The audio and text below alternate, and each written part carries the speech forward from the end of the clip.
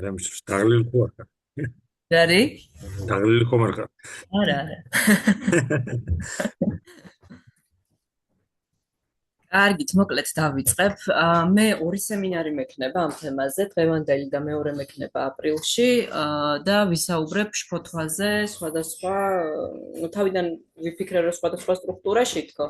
დღეს ვისაუბრებ კონკრეტულად ფსიქოში შფოთვაზე, იმიტომ რომ რახან ჩვენი წლევანდელი პროგრამა ფსიქოზის გარშემო ტრიალებს გადავწყვიტა რომ მეც ამითი დამეწყო. და შემდეგ სემინარზე ჯერ ზუსტად არ გადამიწყვეტია და თქვენც გამიზიარეთ, თქვა თქვენთვის რა უფრო საინტერესო იქნება. ერთი ვიფიქრე, რომ ისევ ფსიქოზე გავაგრძელო, ოღონდ კიდევ უფრო კლინიკური კუთხით, ვიდრე დღეს. და მეორე ვარიანტი ვიფიქრე, რომ მოსაზღვრე მდგომარეობებზე გავაგრძელო და რა ადგილი აქვს მოსაზღვრე მდგომარეობებში შფოთვას. ამაზე შეგვიძლია მე საუბროთ და გადავწყვიტოთ. დავინტერესდი შფოთვით, იმიტომ რომ პირველ რიგში შფოთვა არის სიმპტომი, რომელიც კონსულტაციაზე მოსვლის ერთ-ერთი ყველაზე ხშირი მიზეზია. და სულ უფრო და უფრო ხშირად ვაწყდებით, როგორც არის პანიკური შეტევები. და ეს პანიკური შეტევები მაგალითად არ არის მარტო ნევროზის მახასიათებელი, არამედ ფსიქოშიც შეიძლება რომ იყოს. და არიან პაციენტები, რომლებიც სულ შფოთავენ და შეიძლება ითქვას, რომ ეს არის აფექტი, რომელსაც თითქოს ეყრდნობიან ზოგიერთი პაციენტები. მოკლედ რო ვთქვა, მე ამას განვავრცობ, ბუნებრივია, ესეთ უკიდურეს ფორმას შფოთვა ყოველთვის არ იღებს, როგორც არის პანიკური შეტევა, ფსიქოზურ შფოთვაზე ვისაუბრებ მერე. ნევროში მაგალითად ის არის ბევრად უფრო ლოკალიზებული, ბევრად უფრო ჩარჩოში მოქცეული, მაგალითად ფობიაში, სადაც ამ თვითონ ფობიურ სიმპტომშია შფოთვა, ობსესიურ აზრებში ვთქვათ და ასე შემდეგ, მაგრამ ფსიქოში ეს არ არის ესეთი შემთხვევა. ფსიქოში პირიქით ფსიქოტიკი ვერ ახდენს სიმპტომებში კონტეინირებას შფოთვის და ამიტომაც არის, რომ ფსიქოტურ პაციენტებთან ჩვენ ვაწყდებით ძალიან მასიური ხასიათის შფოთვას. და განსხვავება მნიშვნელოვანი ის არის, რომ ფსიქოტური შფოთვა სიცარიელეზე მიუთითებს და არა დანაკლისზე. რასაც თავისთავად მივყავართ სტრუქტურულ ფუნდამენტურ განსხვავებამდე.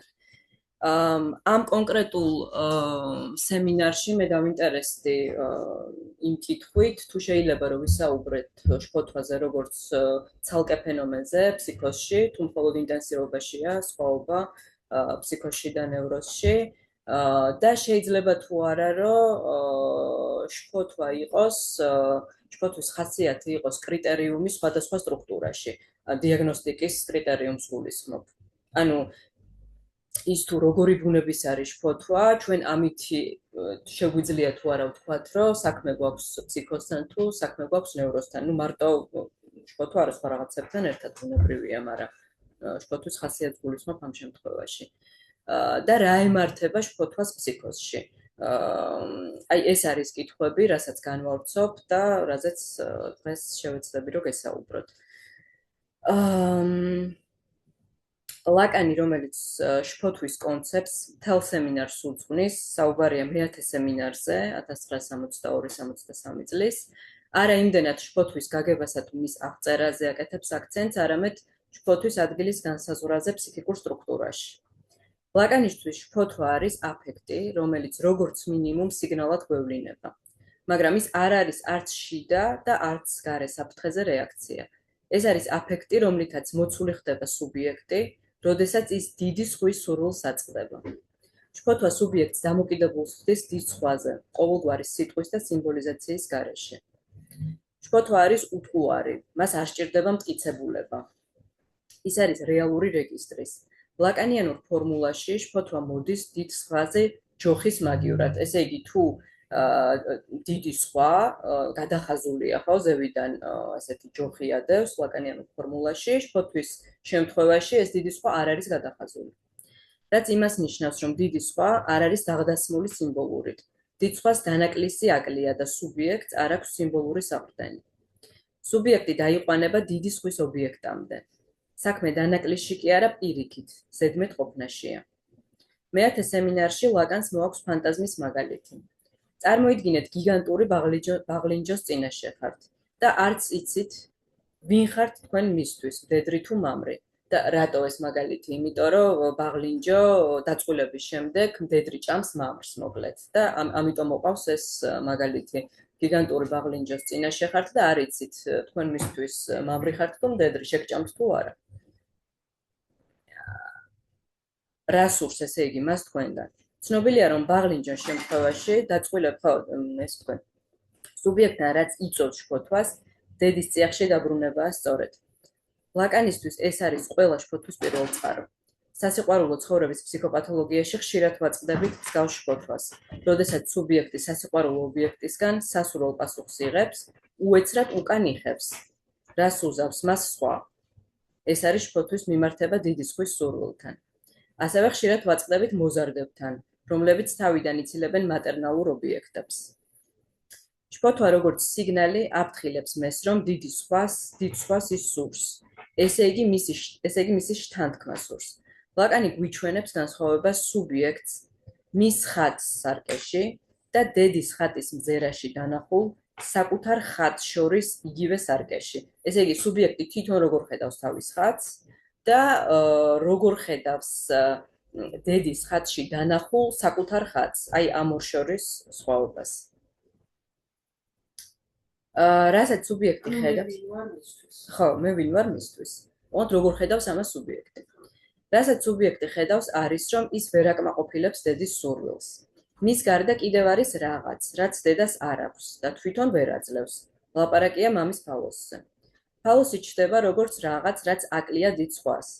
შესაძლოა სუბიექტი იდენტიფიცირდეს ამ დანაკლისთან, ანუ ფალოსთან, რაც დედას აკლია, მაგრამ ფსიქოში ფალოსთან იდენტიფიკაცია არ ხდება. რადგან ფალოსი საერთოდ არ არის სტრუქტურირებული როგორც სიმბოლური მაკონსტრუირებელი ელემენტი. ამიტომ დიდი სხვა დანაკლისის გარეშეა. არაკასტრირებული, არ არის გადახაზული ლაკანთან. შედეგად სუბიექტი პირდაპირ შეჯახებულია სხვის ტკბობას. ყოველ ჯერზე, როდესაც სუბიექტი უახლოვდება ობიექტას, ესე იგი ყოველ ჯერზე, როდესაც რისკია, რომ ის გახდება დიდი სხვის ტკბობის ობიექტი, შფოთვა ჩნდება როგორც სიგნალი. ფსიქოტიკის შფოთვა განსხვავდება ინტენსივობით, რა თქმა უნდა. თითქოს სუბიექტი მთლიანად არის მოცული შფოთვით და ვერაფერი აკავებს ამ შფოთვას. ის ვერ არის კონტეინირებული, ვერც სხეულით, ვერც აზრით და ვერც სიტყვით. ფსიქოტიკ პაციენტთან კლინიკური მუშაობა სწორედ ამას გულისხმობს.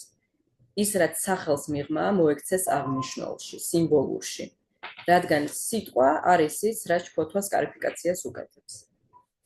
მეათე სემინარში ლაკანი ამბობს. შფოთვის გადალახვა მხოლოდ მაშინაა შესაძლებელი, როდესაც დიდი სხვა სახელდებულია. ანუ, როდესაც დიდი სხვის სურვილი არის სახელდებული, სიმბოლურით შემოიფარგლება, ლიმიტირებულია, როდესაც ის წყვეტს ენიგმად ყოფნას სუბიექტისთვის. ერთი სიტყვით, დიდი სხვა წყვეტს ყოვლის შემძლე, ყოვლის მომცველ ინსტანციად ყოფნას. შესაბამისად, შფოთვა აღარ არის ასეთი მასიური, რადგან სუბიექტი პირდაპირ აღარ ეჯახება დიდი სხვის ტკბობას. და ესე იგი ლაკანი რასაც ამბობს, რომ როდესაც დიდი სხვა არის სახელდებული, ეს ეხება ფსიქოზსაც და ნევროზსაც, იმიტომ რომ ნევროშიც ვაწყდებით კლინიკური შემთხვევა რომ ავიღოთ, სუბიექტი რომელიც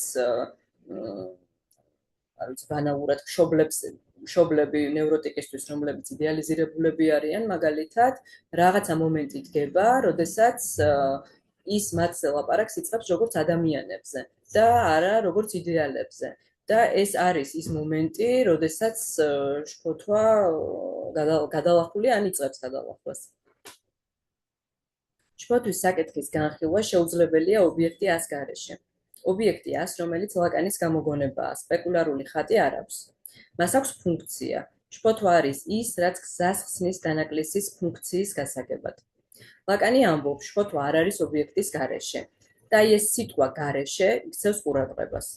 ლაპარაკია განსაკუთრებულ, განსხვავებულ ობიექტზე, რომელიც არ არის მატერიალური, თუმცა მჭიდრო კავშირშია ფალოსთან და მის ექვივალენტებთან. თუ კი ფროიდისთვის შფოთვა ობიექტის დანაკლისის დედასთან ან ფალოსთან სეპარაციის შედეგად ჩნდება, ლაკანისთვის შეიძლება ითქვას პირიქით, ობიექტის სისავსე დანაკლისის არ ყოფნაა ის, რის შედეგადაც ჩნდება შფოთვა. ლაკანისთვის ობიექტი ბოლომდე დაკარგული არ არის. ჩვენ ვაწყდებით მის კვალს სიმპტომებში ან არაცნობიერის ფორმაციებში. შფოთვა ერთადერთი სუბიექტური ფორმაა, რომელშიც ვლინდება დაკარგული ობიექტის ძიება. შფოთვა თავს იჩენს მაშინ, როდესაც დაკარგული ობიექტის პატარაა ადგილას მოდის ნებისმიერი ობიექტი. ერთი მხრივ სუბიექტი დაკარგული ობიექტის ძიებაშია, მაგრამ მეორე მხრივ ეს ობიექტი, რომელიც სტრუქტურულად ნაკლულია, ნაკლებად უნდა დარჩეს, რომ სუბიექტმა შეძლოს სურვილის ქონა. მხოლოდ ამ დანაკლისის შედეგად ჩნდება სურვილი.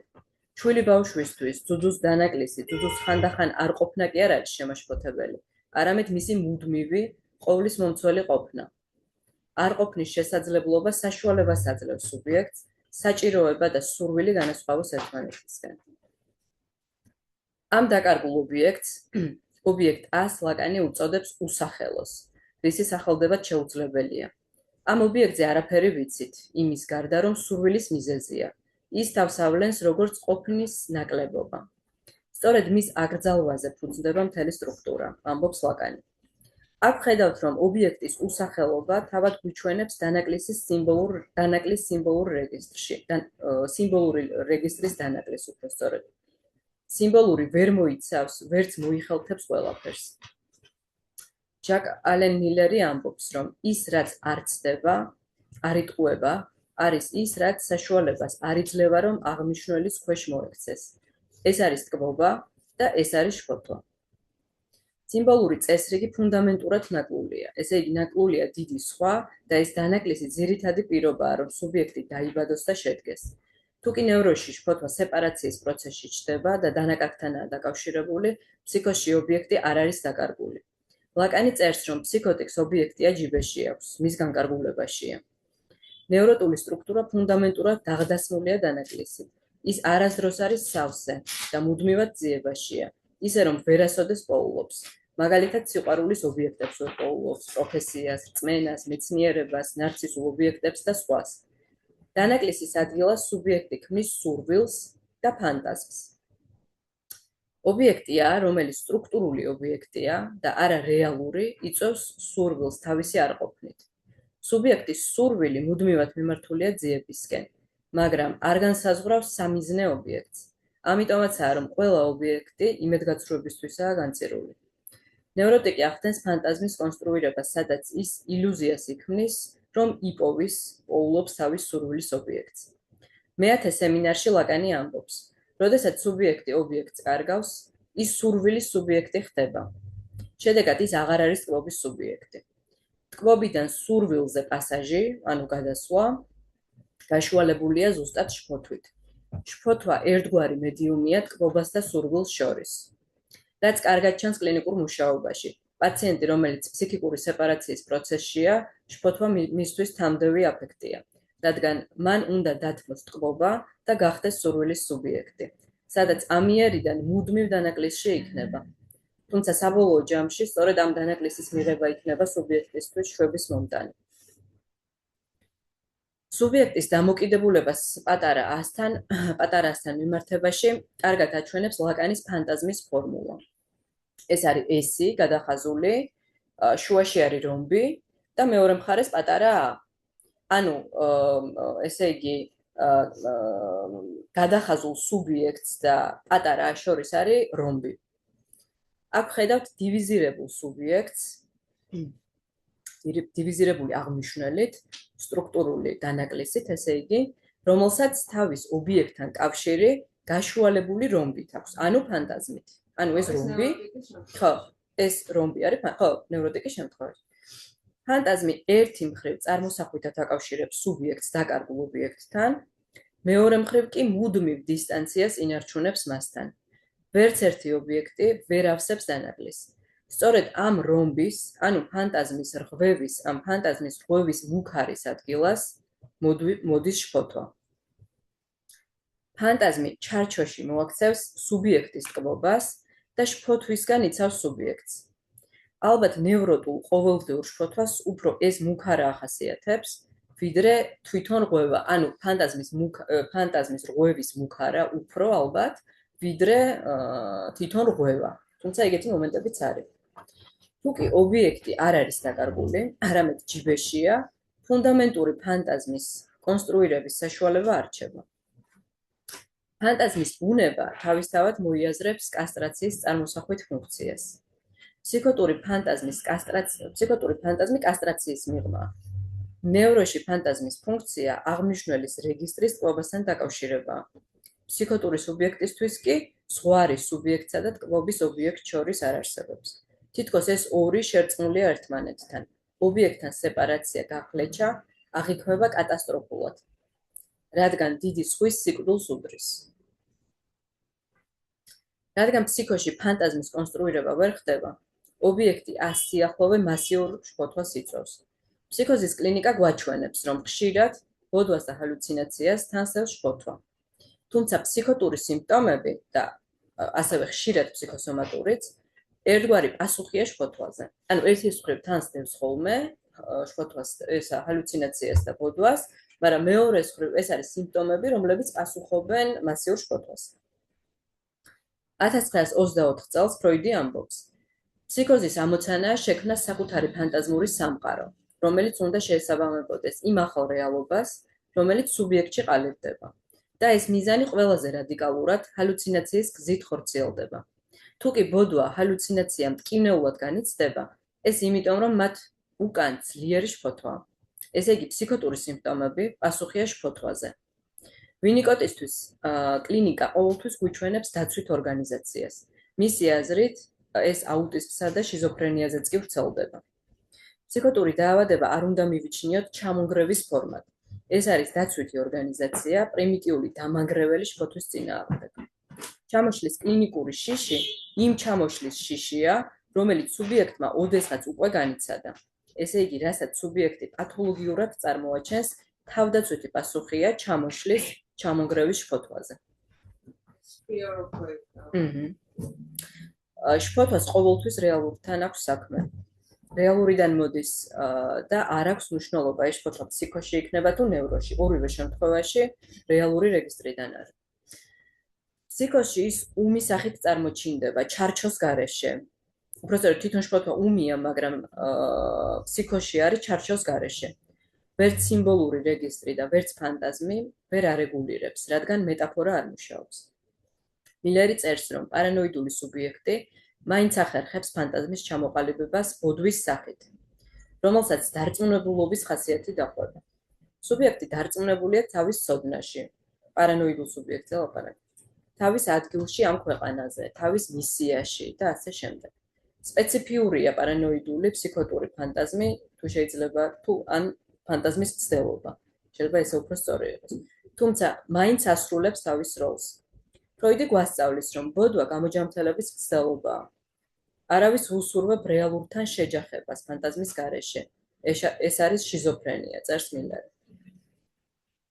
თუ კი ნევროტიკის ფანტაზმი კასტრაციას მიიღბავს და ეს არის კონსტრუქცია, რომელიც ამბობს, არაფრის გაგება მინდა კასტრაციის დანაკლისის, საკუთარი არსებობის ფუნდამენტური უსუსურობის, სამუდამოდ დაკარგული ობიექტის შესახებ, პარანოიდული სუბიექტი არ არის მარკირებული ამ ფალიკური უსუსურობით. ის ფლობს უთუარ ცოდნას, რაც მეგალომანიაში გადადის. რა გამოდის? არ იყო კასტრირებული შფოთვის მომგვრელია, იყო კასტრირებული ესე შფოთვის მომგვრელია, მაგრამ მაინც ნაკლებად. ნევროტიკის კასტრაცია უფრო ხელჩასაჭიდია. ფსიქოტიკიც ცდილობს ხანდახან შეეწინააღმდეგოს არაკასტრირებულობას, მაგრამ ძალიან რადიკალური და რეალური სახით. ამაზე გამახსენდა ოღონდ ეს ფილმი არ ვიცი, ვერ გავიხსენე რა არის ათაური. ადრე მაგ ნანახი კეით უინსლეტი თამაშობს. ქმარი ყავს ამ კეით უინსლეტს და ღალატობს მეზობელთან. არ ვიცი თუ ნანახი გაქვთ რომელიმეს. და ერთ-ერთი პერსონაჟია ამ ფილმში, რომელიც დედასთან ერთად ცხოვრობს და ნუ ისე გამოკვეთილად ფსიქოტიკი პერსონაჟია. პედოფილი რო არის. პედოფილი როა, ხო. და მოკლედ დედა მოუკვდება, ხო? მაი თუ როგორ არის ზუსტად აღარ მახსოვს და მოკლედ ამ დედის სიკვდილის მერე იჭრის პენის თვითონ. მე განვითარება აღარ მახსოვს, მაგრამ ნუ აი ეს მომენტი გამახსენდა. ფსიქოტიკის პირდაპირ არაგაშუალებული დამოკიდებულება ტკბობასთან მასიურ შფოთვას იწვევს, რომელიც მნიშვნელოვნად განსხვავდება ნევროტიკის შფოთვისგან. რადგან ნევროზში შფოთვა ობიექტასთან მიახლოების მუქარით მოდის, მაგრამ თლად ვერ უახლოვდება. ჯიბეში ვერ იდებს ნევროტიკი ობიექტას. ფუნდამენტურად შეუძლებელია, რადგან უკვე დაკარგულია. ამიტომაც ვერ ჩაიდებს. ხოლო ფსიქოტიკი მიწებებულია თავის ობიექტთან. და აქ ალბათ უკვე მუქარაზე აღარ არის ლაპარაკი. სიმბოლურად რეალური არ არის იგივე, რაც რეალურად სიმბოლური. რეალურად სიმბოლური ეს არის სიმბოლური ჩართული შეჭრილი რეალურში, რასაც აქვს თავისი სახელი ტყუილი, ანუ ფანტაზმა. სიმბოლურად რეალური კი არის ის, რაც რეალურიდან აღმოჩნდება სიმბოლურის შიგნით. ეს არის შფოთვა. შიზოფრენიის სუბიექტისთვის მთელი სიმბოლური რეალურია. მისთვის ყველაფერი რეალურ ობიექტამდე დადის. სიტყვები არ არის გაშუალებული სიმბოლურით. ამის მაგალითად ჩვენ ვხედავთ, რომ ნევროზში სიტყვა წარმოადგენს ობიექტს და ცნებას. ფსიქოში კი სიტყვა თვითონ ხდება ობიექტი და საგანი. სუბიექტი თვითონ კი არ საუბრობს, არამედ ნალაპარაკები და ნაფიქრია სხვის მიერ. ესე იგი, რა ხდება მაშინ, როცა ობიექტი არაკლია? სუბიექტი დგება unheimlich, როგორ იქნება ქართულად, ფრანგულად ეს არის inquiétante étrangeté, ეს არის ფროიდის სტატია, სადაც ის აღწერს აი ამ მდგომარეობას unheimlich, როდესაც სუბიექტი ფაქტობრივად აწყდება აი ამ ობიექტას. თუ იცით ვინმე როგორ შეიძლება რომ ეს ქართულად ჟუტკოე უცხო მანქანი არის, მე მგონი ინგლისური, ხო? და რა ხდება ახლა unheimlich მდგომარეობაში? unheimlich სიტყვით ნიშნავს, ესე იგი, გაუცხოვებას რაღაცასთან, რაც ფუნდამენტურად ფამილარულია ჩემთვის. ახლობელს heimlich და თან რაღაცასთან, რაცთანაც ფანტაზმი ამ დროს ირღვევა და ჩდება შფოთვა. სუბიექტი აწყდება რაღაც უსახელოს და თავს არ დამცემს. როდესაც დანაკლისის ადგილი ამოქოლილია, სუბიექტის სპეკულარული ხატი, რომელსაც ის სარკეში ხედავს, წყდება ამ სარკეს და როგორც ავტონომიური ორეული, ისე აგრძელებს სუბიექტისთვის არსებობას. ის ხდება ტერორის და შფოთვის წყარო. აი ეს მოწყვეტილი ხატი. ლაკანისთვის შფოთვა არის ის, რაც არ ცდება და არის ეჭვგარეშე. თვითონ შფოთვა ის, რაც ეჭვის მიზეზი ხდება. ეს არის შემაშფოთებელი დარწმუნებულობა ფსიქოში. ვიცით, რომ ფსიქოტიკი დარწმუნებულია თავის სიმართლეში. მას ეჭვი არ შეაქვს და საინტერესოა რა ფუნქცია აქვს ამ დარწმუნებულობას. ზუსტადაც რომ შფოთვის შემცირება. უბსკრულის სიცარიელის ამოვსება, გატენვა რაღაცა ჭეშმარიტებით და შეიძლება ითქვას, რომ რაც მეტი დარწმუნებულობაა ფსიქოში, მით ნაკლები შფოთვა. ლაკანი ნევროტიკ და ფსიქოტიკ სუბიექტს უპირისპირებს ერთმანეთს დარწმუნებულობასთან დაკავშირებით და ამბობს, რომ ნორმალური სუბიექტი ბოლომდე სერიოზულად არ იღებს რეალობის ნორმალურ ბრჭყალებში, არ იღებს რეალობის გარკვეულ მოვლენებს, თუმცა აღიარებს, რომ ისინი არსებობენ. ჩვენ გარემოცულნი ვართ რეალობის სხვადასხვა მოვლენებით, რომლებიც ვიცით, რომ არსებობენ. ზოგიერთი მათგანი განსაკუთრებით საფრთხის მომცველიც კი არის, მაგრამ ჩვენ ამას ბოლომდე სერიოზულად არ ვიღებთ. რაღაც საშუალო მდგომარეობას ვინარჩუნებთ, რითიც საკმარისად მოდუნებულები ვაგრძელებთ ცხოვრებას. ამას უწოდებს ლაკანი უდარდელ ბედნიერ დაუწმუნებლობას. heureuse incertitude, ესეა ფრანგულად. დარწმუნებულობა საერთოდაც ყველაზე იშვიათი რამაა ნორმალური სუბიექტისთვის, ამბობს ლაკანი. ფსიქოტიკისთვის კი პირიქით, ყველაფერი ძალიან სერიოზულადაა. რაც ხდება, ის ყველაფერს პირადულად იღებს. სუბიექტი ბედნიერ უდარდელ დაურწმუნებლობაში კი არა, შემაშფოთებელ რწმენაში ცხოვრობს. ის დარწმუნებულია, რომ მას ეხება ყველაფერი, რაც ხდება და ბუნებრივია ეს არ არის იგივე, რაც ნევროტიკის სრულწმენები. როცა ნევროტიკს ჯერა, რომ რაღაცას თუ არ გააკეთებს, ის მოხდება და ასე შემდეგ.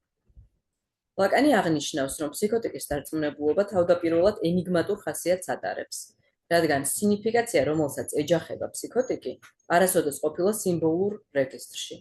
ის ეჯახება რაღაც მნიშვნელობას, რომელიც გაურკვეველია, ენიგმატურია მისთვის და რომელიც ბოდვის ჩამოყალიბების პროცესში გადაიქრცევა რწმენად და დაჯერებად.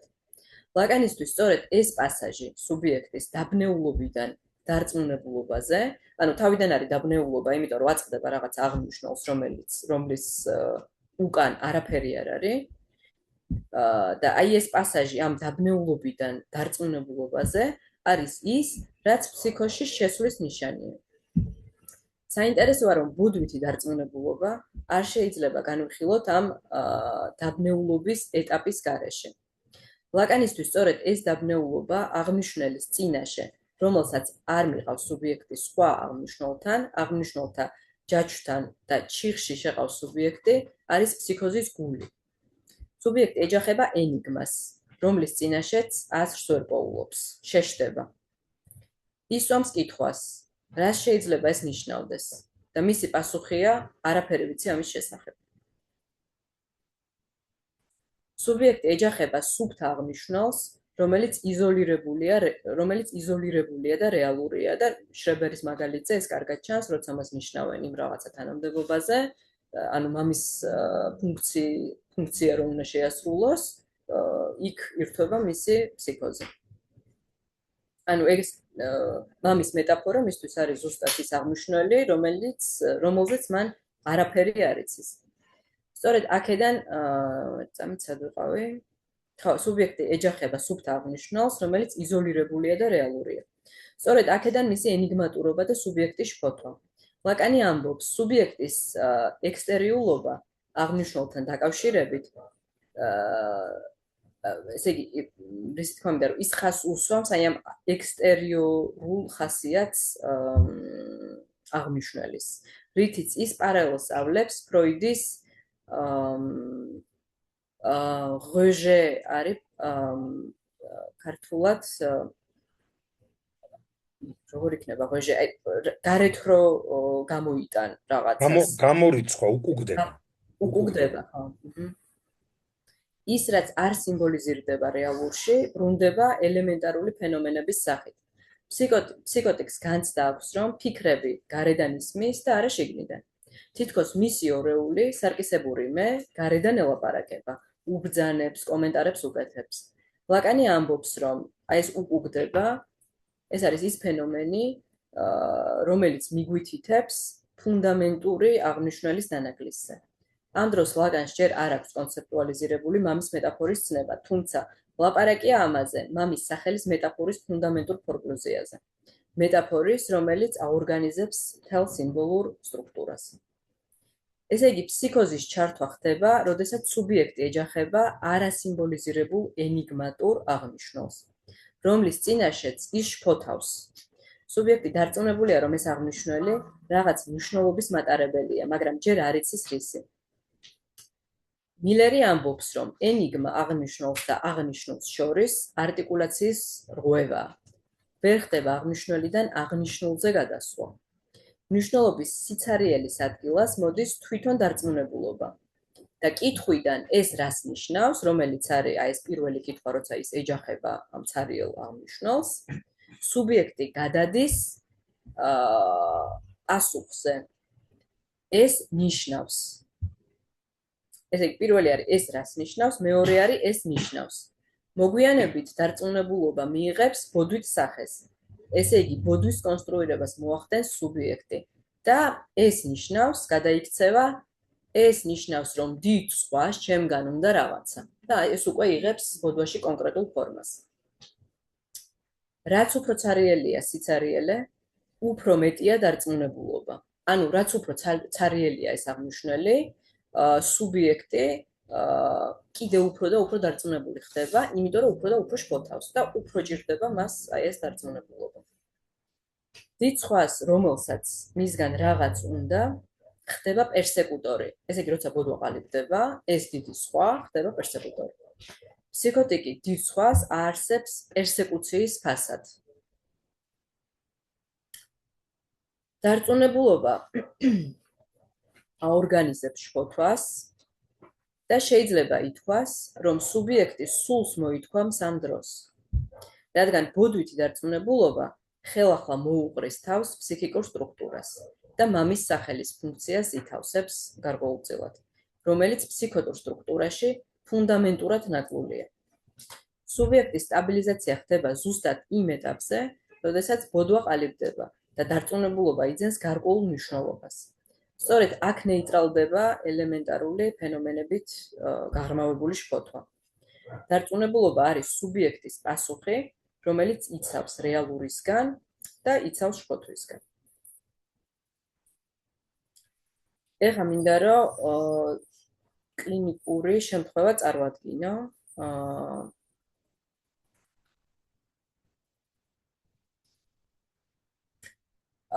ეს არის კლინიკური შემთხვევა აი ამ წიგნიდან ჟან რიშარ ფრეიმანი და მიშელ პატრისი არიან ესეთი ფსიქოანალიტიკოსები რომელიც მე ვიცი სტრასბურგიდან, იმიტომ რომ ორივე იქ მოღვაწეობს და მოკლედ ძალიან აქტიური საერთოდ რა ქვია ქსელი აქვთ სტრასბურგში გამომცემლობაც, მუდმივად ჰქონდათ ხოლმე კლინიკური შემთხვევების წარდგენა ფსიქიატრიულ საავადმყოფოში, მუდმივად ჰქონდათ კონფერენციები, სემინარები და რომელსაც ვესწრებოდი ხოლმე და აქედან ვიცი.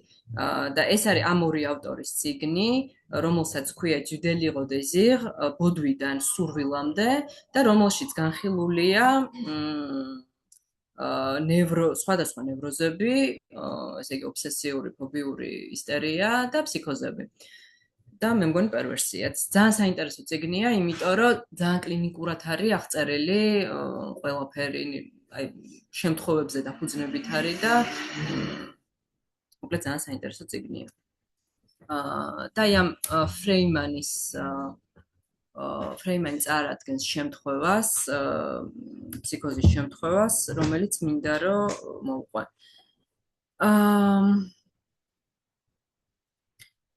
ამას ქვია ელენის ჩამოშლა. ფრანგულად არის déchaînement d'Hélène.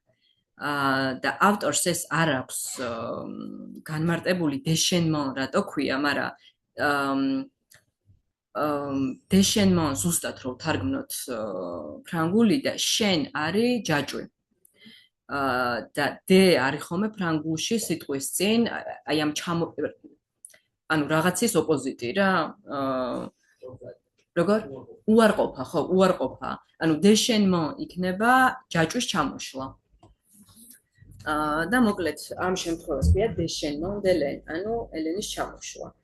მაგრამ ნუ ჩვენ შეგვიძლია ვთქვათ ესე, რომ ეს არის აღნიშნულთა ჯაჭვიდან ელენის გამოსვლა. ანუ სიტყვით რო თარგმნოთ, ესე გამოდის. ელენი 20 წლის გოგოა, ატარებს პირსინგებს, ხშირად იცვლის თმის ფერს, მწვანედ, ლურჯად, წითლად. მისი მშობლები 5 წელია, რაც გაშორდნენ ერთმანეთს და მას მერე გაუთავებელ ჯგუფში არიან. ელენი ახლოს არ არის მამამისთან. მათი ურთიერთობა ძირითადად ფინანსურ უზრუნველყოფას ეხება და ხშირად მხოლოდ სატელეფონო კომუნიკაციით შემოიფარგლება, სადაც ისინი თბილ სიტყვებს ეუბნებიან ერთმანეთს მხოლოდ იმ შემთხვევაში, თუ მამამისის ცოლი გვერდით არ იმყოფება. მამამისმა მოიყვანა თავისზე უმცროსი ცოლი და მალევე გაუჩნდათ შვილიც. ელენი მამამის მარიონეტად მოიხსენიებს. ეს შეიძლება ზუსტად მარიონეტი არ არის, მაგრამ სლენგია ფრანგულად fantoche, რაც ნიშნავს თოჯინას, მოკლედ რომელთაც შეგიძლია რომ რაღაცა იმანიპულირო, ხო? გაყრის შემდეგ ელენის დედამ ალკოჰოლიზმა დაიწყო და მთელი დღეები ისტერიულ ჩივილებში და გაყრასთან დაკავშირებულ იურიდიულ საკითხებზე წუწუნში ატარებს. ელენი არ არის დამოუკიდებელი. თითქოს თავისი მშობლების გაუგებარ აკრძალვებშია გახвартული. ემორჩილება ზედაპირულ აკრძალვებს, თუმცა მისთვის უცნობი რჩება საზღვრების საკითხი. ელენმა დაასრულა სკოლის დამამთავრებელი კლასი, ტრანსფერის მაგიით ამბობს ავტორი. და რაც გულისხმობს, თავისი მათემატიკის მასწავლებლის სიყვარულის გამო. შემდეგ ჩააბარა იურიდიულზე. ამბობს, რომ ლექციებზე მხოლოდ იმისთვის დადის, რომ პროფესორების კონფორმიზმს და სტუდენტების ვითომ სერიოზულ ხასიათს დააკვირდეს. სამართალზე არაფერს ამბობს, თუმცა თვითონ მუდმივად ცხოვრების წესების ძიებაშია. სკოლაში ყველა საგანს კარგად სწავლობდა, მასწავლებლების წარმოსახვით სფეროს ყვებავდა. თუმცა 12 წლის ასაკში პირველი სასიყვარულო მარცხის შედეგად ანორექსია განავითარა. ნელ-ნელა გახდა და ჩამოვიდა 35 კილომდე. პარალელურად უფრო და უფრო მეტ ინვესტიციას დებდა სწავლაში. ზრდიდა თავის პერფორმანსს. ერთ დღესაც, დილის სირბილისას, გულის შეტევა დაემართა და რეანიმაციაში მოხვდა.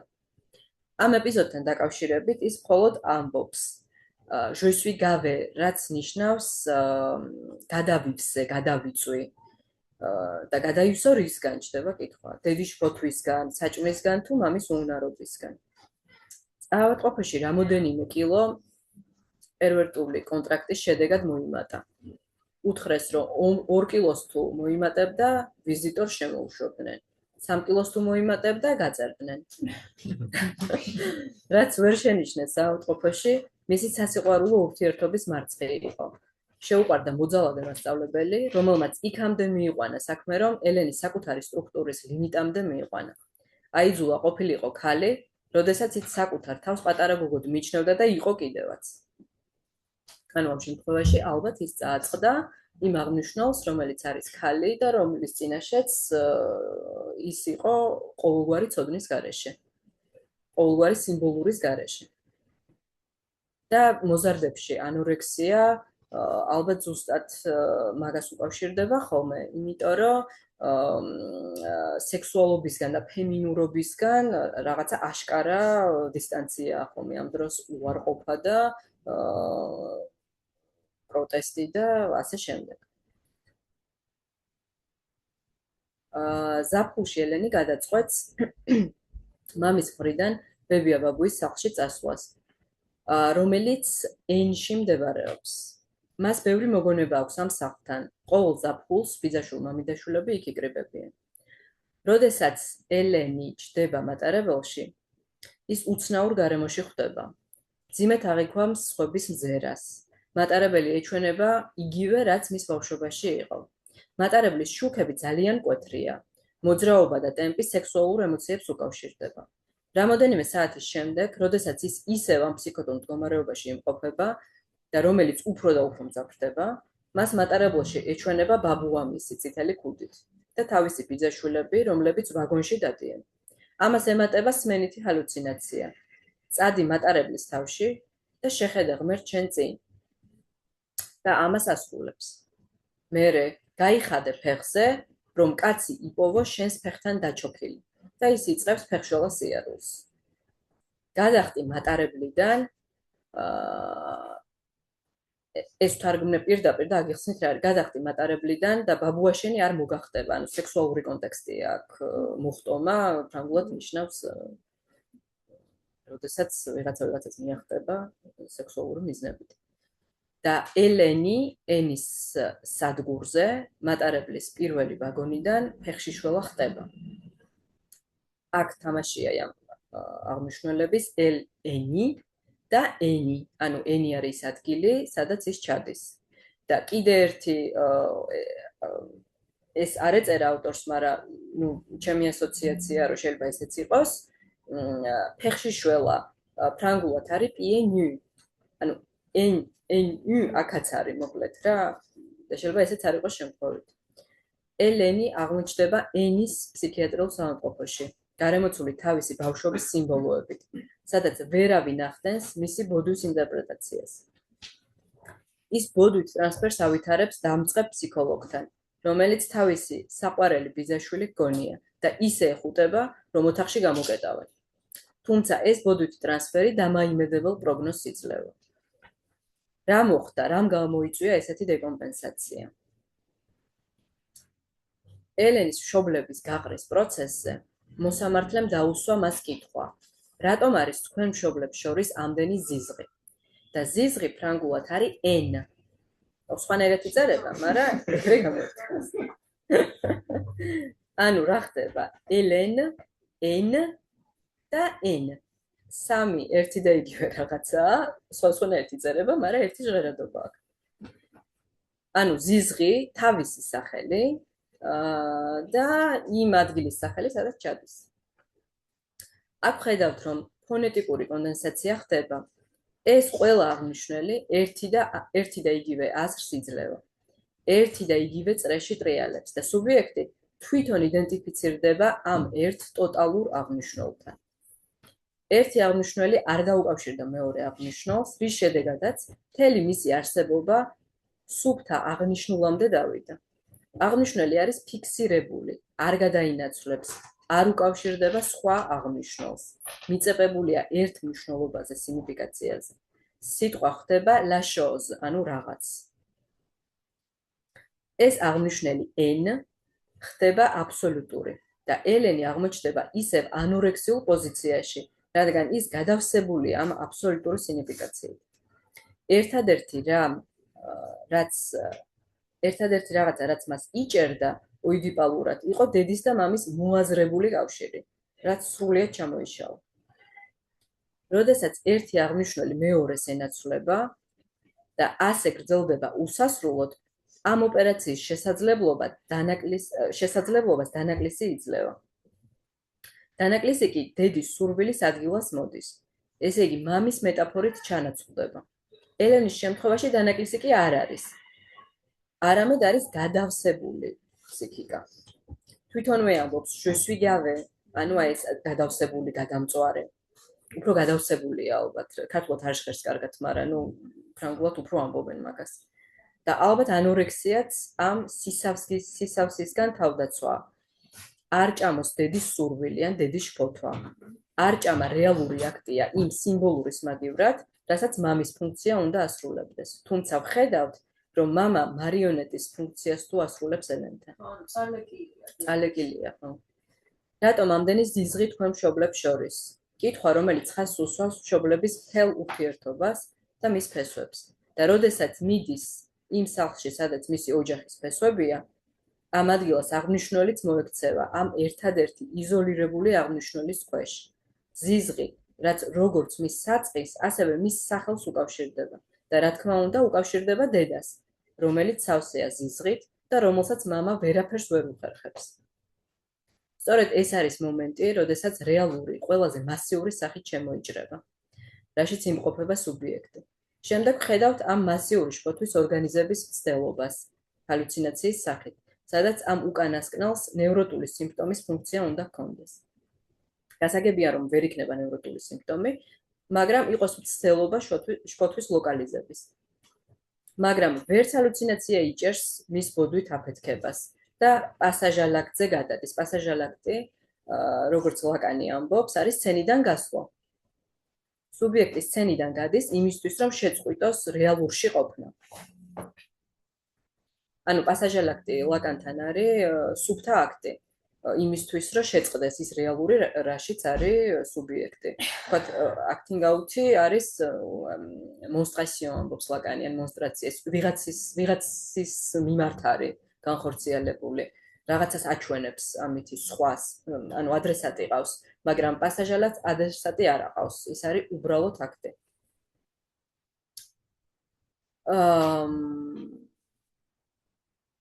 ხო, რომ შეწყვიტოს რეალურში ყოფნა.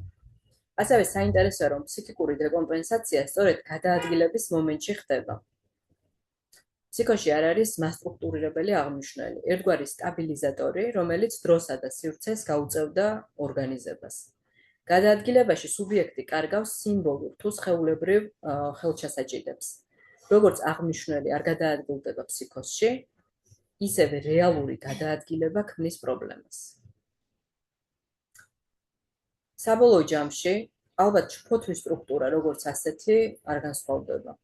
შფოთვა აფექტია და შეიძლება ერთია ფსიქოშიც და ნევროზშიც, მაგრამ განსხვავდება მისი ადგილი სტრუქტურაში და არტიკულაცია დიდ სხვასთან, ობიექტასთან, ფაულსთან, ფანტაზმთან, ტკბობასთან და სურვილთან. შედეგად შეიძლება ითქვას, რომ შფოთვა რადიკალურად სხვანაირად განიცდება ფსიქოსში და ნევროსში, რაც შეიძლება იყოს დიაგნოსტირების ერთ-ერთი კრიტერიუმი. როგორ არის შფოთვა ენონსირებული? როგორ საუბრობს პაციენტი მასზე? ესეც განსხვავებულია. ნევროტიკი ხშირად ასახელებს, ამბობს, რომ შფოთავს, ან შფოთვა აქვს. თითქოს რაღაც ობიექტი იყოს ეს შფოთვა, რაც აქვს და რაც აღარ უნდა. ფსიქოტიკი ხშირ შემთხვევაში საერთოდ არ ახდენს ამის სახელდებას. კიდევ უფრო ნაკლებად წარმოაჩენს როგორც ობიექტს. ის თითქოს განასახიერებს შფოთვას. შეიძლება ითქვას, რომ ფსიქოტიკი ყოფნის დიალექტიკაშია შფოთვასთან მიმართებაში, როდესაც ნევროტიკი ქონის დიალექტიკაში რჩება. აი ეს არის რაც მინდოდა მეთქვა და მე მგონი ჯობია რომ განვიხილოთ, იმიტომ რომ ვთქვათ მარტივი საკითხი ალბათ არ არის. კითხვები თუ გაქვთ ან კომენტარები?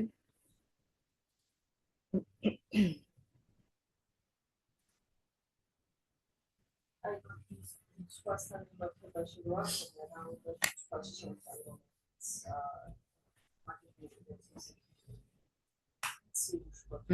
გამახსენდა ეს მაგალითი ადრე სადაც ძირითადად ესეთი ის იყო. ბოდიში, თუ შეიძლება რომ Zoom-თან ეს კომპიუტერთან ახლოს რომ დასვათ კითხვა, იმიტომ რომ Zoom-ში ბევრი ადამიანი და არის. ახლა ვიხვიდე ანკო. ხო და ერთ-ერთი შემთხვევა გამახსენდა ზუსტად მასთან დაკავშირებით, რაც ელენემ ახსენა, როდესაც დიდი სხვის საკითხი დგება ფსიქოტიკთან. ეს ფსიქოტიკი ადამიანი იყო და იმ დღის ცენტრში რაღაცა მოხდა, მოკლედ ვიღაცამ რაღაცა მოიპარა გარე პირმა. და ეს იყო, ანუ მოაზრებული, რომ შეიძლება ამას დაენახა. არ ვიცი იქ რატო გადაწყვიტეს საერთოდ, რომ უნდა გამოეკითხათ. და დადგა საკითხი ისე, რომ ეს უნდა გამოეკითხათ, რომ რაღაცა ჩვენებასავით უნდა მიეცა. ამაზე ჩაერთო ჰალუცინაცია. ამაზე ისეთი მასიური შფოთვა დაგენერირდა, რომ პირდაპირ დეკომპენსაცია განიცადა. და მახსოვს, რომ მაშინ ამბობდა ესეთ რაღაცას. აი პირდაპირ აი ესეთი იყო, ვერ იტევდა ისეთი შფოთვა იყო, რომ მოცული იყო, მთლიანად თვითონ განასახიერებდა შფოთვას რა. აი ზუსტად იმ მომენტში, რომ მისთვის რაღაცები უნდა ეკითხათ და ამ შემთხვევაში ეს იყო რაღაცა უნდათ მისგან. ხო, რაღაცა უნდათ მისგან. მეც გამახსენდა ამ შემთხვევაზე რომ წერდი, მოკლედ გამახსენდა ერთი პაციენტი, რომ აქაც გადაადგილებაზეა ლაპარაკი და ეს გადაადგილება ზოგადად ფსიქოში ალბათ მართლა არის რაღაცა რა, იმიტომ რომ როგორც მართლა ეს აღნიშნული არ გადაადგილდება და ერთ წრეში ტრიალებს, ხშირად რეალურ ცხოვრებაშიც არის ხოლმე ეგრე ვთქვათ, თუ სუბიექტი მიდის სხვაგან საცხოვრებლად ან ასე შემდეგ, არის ხოლმე ხანდახან ეგეთი მომენტი, რომ ფსიქოს რთავს ეგეთ დროს. იმიტომ რომ იმდენად წყდება თავის ფესვებს და იმდენად სიმბოლური არ იჭერს ამ ფესვებს, რომ სხვაგან წასვლა ნიშნავს საერთოდ მოწყვეტას ყველაფრისგან. და ეხლა ეს ცოტა ჩემი ინტერპრეტაცია, რასაც მოუყვები, მაგრამ მაინც ის იყო, რა ქვია, მოკლედ გამახსენდა რა, დღის ცენტრში მუშაობდი მეც და იქ იყო ერთი პაციენტი, პარანოიდული, რომელიც მოკლედ ყვებოდა, რომ ანუ ეს დღის ცენტრი რას წარმოადგენს, რომ იქ არიან პაციენტები, რომლებსაც დიაგნოსტირება უკვე ჩატარებული აქვს, ზოგი უკვე იწვა კიდევაც ერთხელ ან რამდენჯერმე, მოკლედ მუდმივი პაციენტები არიან და ჰოსპიტალიზაციას აღარ საჭიროებენ, მაგრამ დღის ცენტრში მოდიან ხოლმე დილიდან საღამომდე შეიძლება და სხვადასხვა აქტივობებში და ატელიეებში არიან ჩართული. და მოკლედ ეს პაციენტი, რომელიც იყო გამოხატულად პარანოიდული, ესეც საინტერესო იყო, რომ მე ამ დღის ცენტრში უნდა წამეყვა, სტაჟიორი ვიყავი და უნდა წამეყვანა დახურული ჯგუფი. რომელიც ჩემამდეც ფუნქციონირებდა და მე უნდა გამეგრძელებინა. და ეს პაციენტი იმდენად მიწებებული იყო ამ ჯგუფზე და იმდენად მისთვის მნიშვნელოვანი რაღაცა იყო, რომ ცოტა ხნით ადრე მას ჰქონდა გულის შეტევა და ოპერაცია გაუკეთეს. და იქიდან ცოტა ხანი იყო გასული და მისი კარდიოლოგთან ვიზიტი ემთხვეოდა ჩემი ქმისვლას. და ეხლა საფრანგეთში კარდიოლოგთან ჩაწერა ეგეთი მარტივი რაღაცა არ არის. წინასწარ რო აიღებ შეხვედრას, ხე შემდეგი როდის გექნება, ესე კაცმა არ იცის რა. და ამ კაცმა გააუქმა ეს კარდიოლოგთან შეხვედრა და მოვიდა ჯგუფში, რომ ესე იგი მე იქ რამე მის გარეშე. ხო, ხო. ბოდიში თქვენ ახსენებთ დახურული ჯგუფი? დახურული ჯგუფი იყო. ანუ ახალი პაციენტები არ შემოდიოდნენ, იქ კონკრეტული პაციენტები იყვნენ და ყოველ წელს ამ პაციენტებთან მიდიოდა მუშაობა ამ კონკრეტულ ჯგუფში. და მოკლედ ეს პაციენტი ყვებოდა, რომ გაჩერებაზე ვიყავიო, როგორც ჩაერთო მისი ფსიქოზი. გაჩერებაზე იყო და უცებ არ იცის რა ხდება, რაღაცა მომენტში ფხიზლდება, პოლიციას ასწრაფო ყველა იქ არის, ეს დგას დანით ხელში და ხალხს ემუქრება. და ნუ მერე წაიყვანეს რა თქმა უნდა სამართლობაში ასე შემდეგ. ხო, ეს სუმანამდე კიდე ხა ეს კაცი უკვე რამდენიმე წელი დადიოდა იქ, მაგრამ როგორც ჩაერთო ფსიქოზი, ამას ყვებოდა, ხო. და ეს იყო გაჩერება, რომელსაც ქვია ფრანგულად nom de fer, რაც ნიშნავს რკინის კაცს. ეს კაცი თვითონ ვიზუალურადაც რო აგიხწეროთ იყო, ну აი ესე დიდი კაცი იყო, მოკლედ, ასაკითაც დიდი იყო და ფიზიკურადაც დიდი იყო, ძალიანაც ესეთი ინტელექტუალური გარეგნობა ჰქონდა, დიდი წვერი, მოწესრიგებული რაღაცა ერთი მეორე. და ჯგუფში პოზიციონირებდა როგორც აი მართლა რკინის კაცი რა. მას ჰქონდა სადავეები აღებული, იყო ძალიან ისეთი ну параноидული იყო რეალურად და იმ პროექტს, რაზეც მუშაობდით ჯგუფში, რაღაც სცენარი უნდა გაგვეკეთებინა მოკლედ და მან აიღო როლი აქეთ პერსეკუტორის ქალის ოღონდთან, ესეც ძალიან სიმბოლურია, თან ქალი პერსეკუტორის როლი აიღო თვითონ. ესე იგი ის ვინც დანარჩენ ყველა პერსონაჟს დევნიდა და დანარჩენი ყველა პერსონაჟისგან იყო განცალკევებული და ბოროტი. ალბათ ის რაღაცა დედასთან იდენტიფიკაციის მსგავსი იყო მისთვის რა.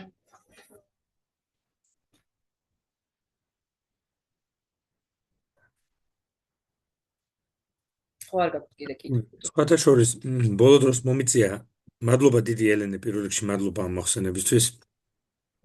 ბოლო დროს მომიწია კოშმარზე მუშაობა რაღაცა ილიას უნივერსიტეტში. ჯერ კიდევ როცა არსებობდა პატარა ეს იყო სამუშაო ჯგუფი, რომელსაც ერქვა კოშმარი და სხვათა შორის ლაკანის კონცეფცია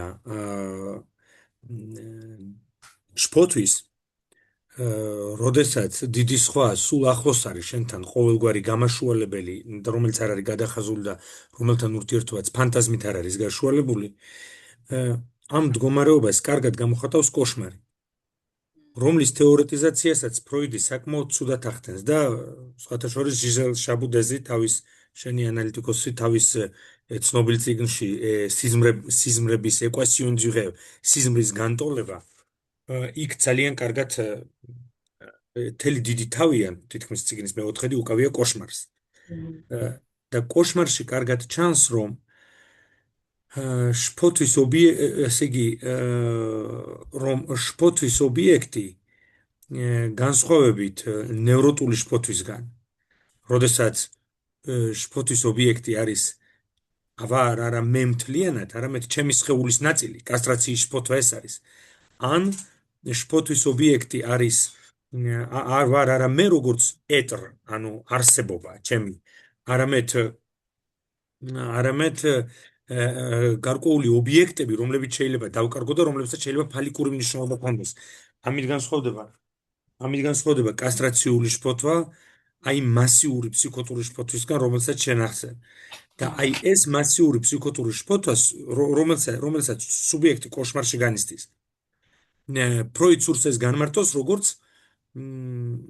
როგორც სექსუალური, განდევნილი სექსუალური ან დესტრუქციული სურვილის ფსიქიკური გადამუშავების მარცხი სიზმარში. და ფროიდი ამბობს, რომ ამ დროს როგორც სხვა სიზმრებში, რომლებიც მისთვის არის სურვილის ასრულება, სურვილის რეალიზაცია სიმბოლურ სცენაზე, კოშმარშიც საქმე გვაქვს სურვილის ასრულებასთან, უბრალოდ სურვილი ძალიან ახლოს დგას, ზოგადად განდევნილი ძალიან ახლოს დგას ცნობიერების ზღურბლთან, პირველადი პროცესები და სიზმრის მუშაობა ვეღარ უმკლავდება ამას და მეუფლება კატასტროფული შფოთვა და მეღვიძება. მაგრამ სინამდვილეში კოშმარს, თითქმის ყველა კოშმარს, რაც პაციენტები გვიყვებიან, რაც შეიძლება ჩვენ ვნახოთ, ახასიათებს ის, რომ ვიღაც გიახლოვდება ან რაღაც და სულ უფრო და უფრო ახლოს მოდის და შეუძლებელი, აბსოლუტურად შეუძლებელი ხდება სეპარაცია ამ რაღაცისგან. ყველა კოშმარი იწყება რაღაცით და უცბად, როცა ეს რაღაც კოშმარი ხდება, სუბიექტი არის აბსოლუტურად უმწეო რაღაცის წინაშე. ეს რაღაცა შეიძლება იყოს ხმა, რომელიც სულ უფრო და უფრო მიახლოვდება, ან ობიექტი, რომელიც მომდევს, როდის იწყება კოშმარი? შფოთვის სიზმარია, როცა მე გავრბი ვარ. მაგრამ კოშმარი იწყება მაშინ, როდესაც შეუძლებელია დიდი სხვის ტკბობას, აბსოლუტურ ტკბობას, ჩემით, ხელიდან დაუძრდა. ზუსტად ნევროტული, ასე ვთქვათ, სტრუქტურა გულისხმობს სასიგნალო სისტემას, რომელსაც მე ვანვითარებ და მეღვიძება. მაგრამ ფსიქოზის დროს შეიძლება ვთქვათ, რომ სუბიექტი ხედავს კოშმარს ისე, რომ გამოღვიძებით ეს კოშმარი არ სრულდება. გარკვეული თვალსაზრისით, თუ გვინდა გავიგოთ რა არის ფსიქოტური შფოთვა, უნდა გავიხსენოთ რა არის კოშმარი. სადაც შფოთვა არის მასიური და სადაც მე ვარ სრულიად უმწეო, სათამაშო სხვისი ტკბობის ხელში. მადლობა გიგა, მე მოусმინე შენ მოხსენებას კოშმართან დაკავშირებით და ძალიან საინტერესო იყო. ანუ ფროიდს საერთოდ სიტყვას კოშმარს არ ხმარობს, ამბობს შიშის ნევროზი, შფოთვის შფოთვითი სიზმრე. მე სხვადასხვა ავტორები ლაპარაკობენ, თქვათ, დანაწევრების შფოთვაზე, ჩამოშლის შფოთვაზე, ისე შემდეგ. შთანთქმის, ხო? არარსებობის შფოთვა, მაგალითად, უცბად გაქრობის შფოთვა, რომელიც ეუფლება, განსაკუთრებით მაგალითად აუტისტ ბავშვებთან ამბობენ ლიკეფაქციონეს, იგი თხევადი ხდება სუბიექტის, იღვრება, ქრება. მაგრამ ფსიქოტური შფოთვა არის ფუნდამენტურად დანაწევრების შფოთვა, იმიტომ რომ სუბიექტი განიცდის შფოთვას როგორც საფრთხეს სხეულის დანაწევრების, სხეულის როგორც ინტეგრალური ხატის დანაწევრების. შიზოფრენიის დროს.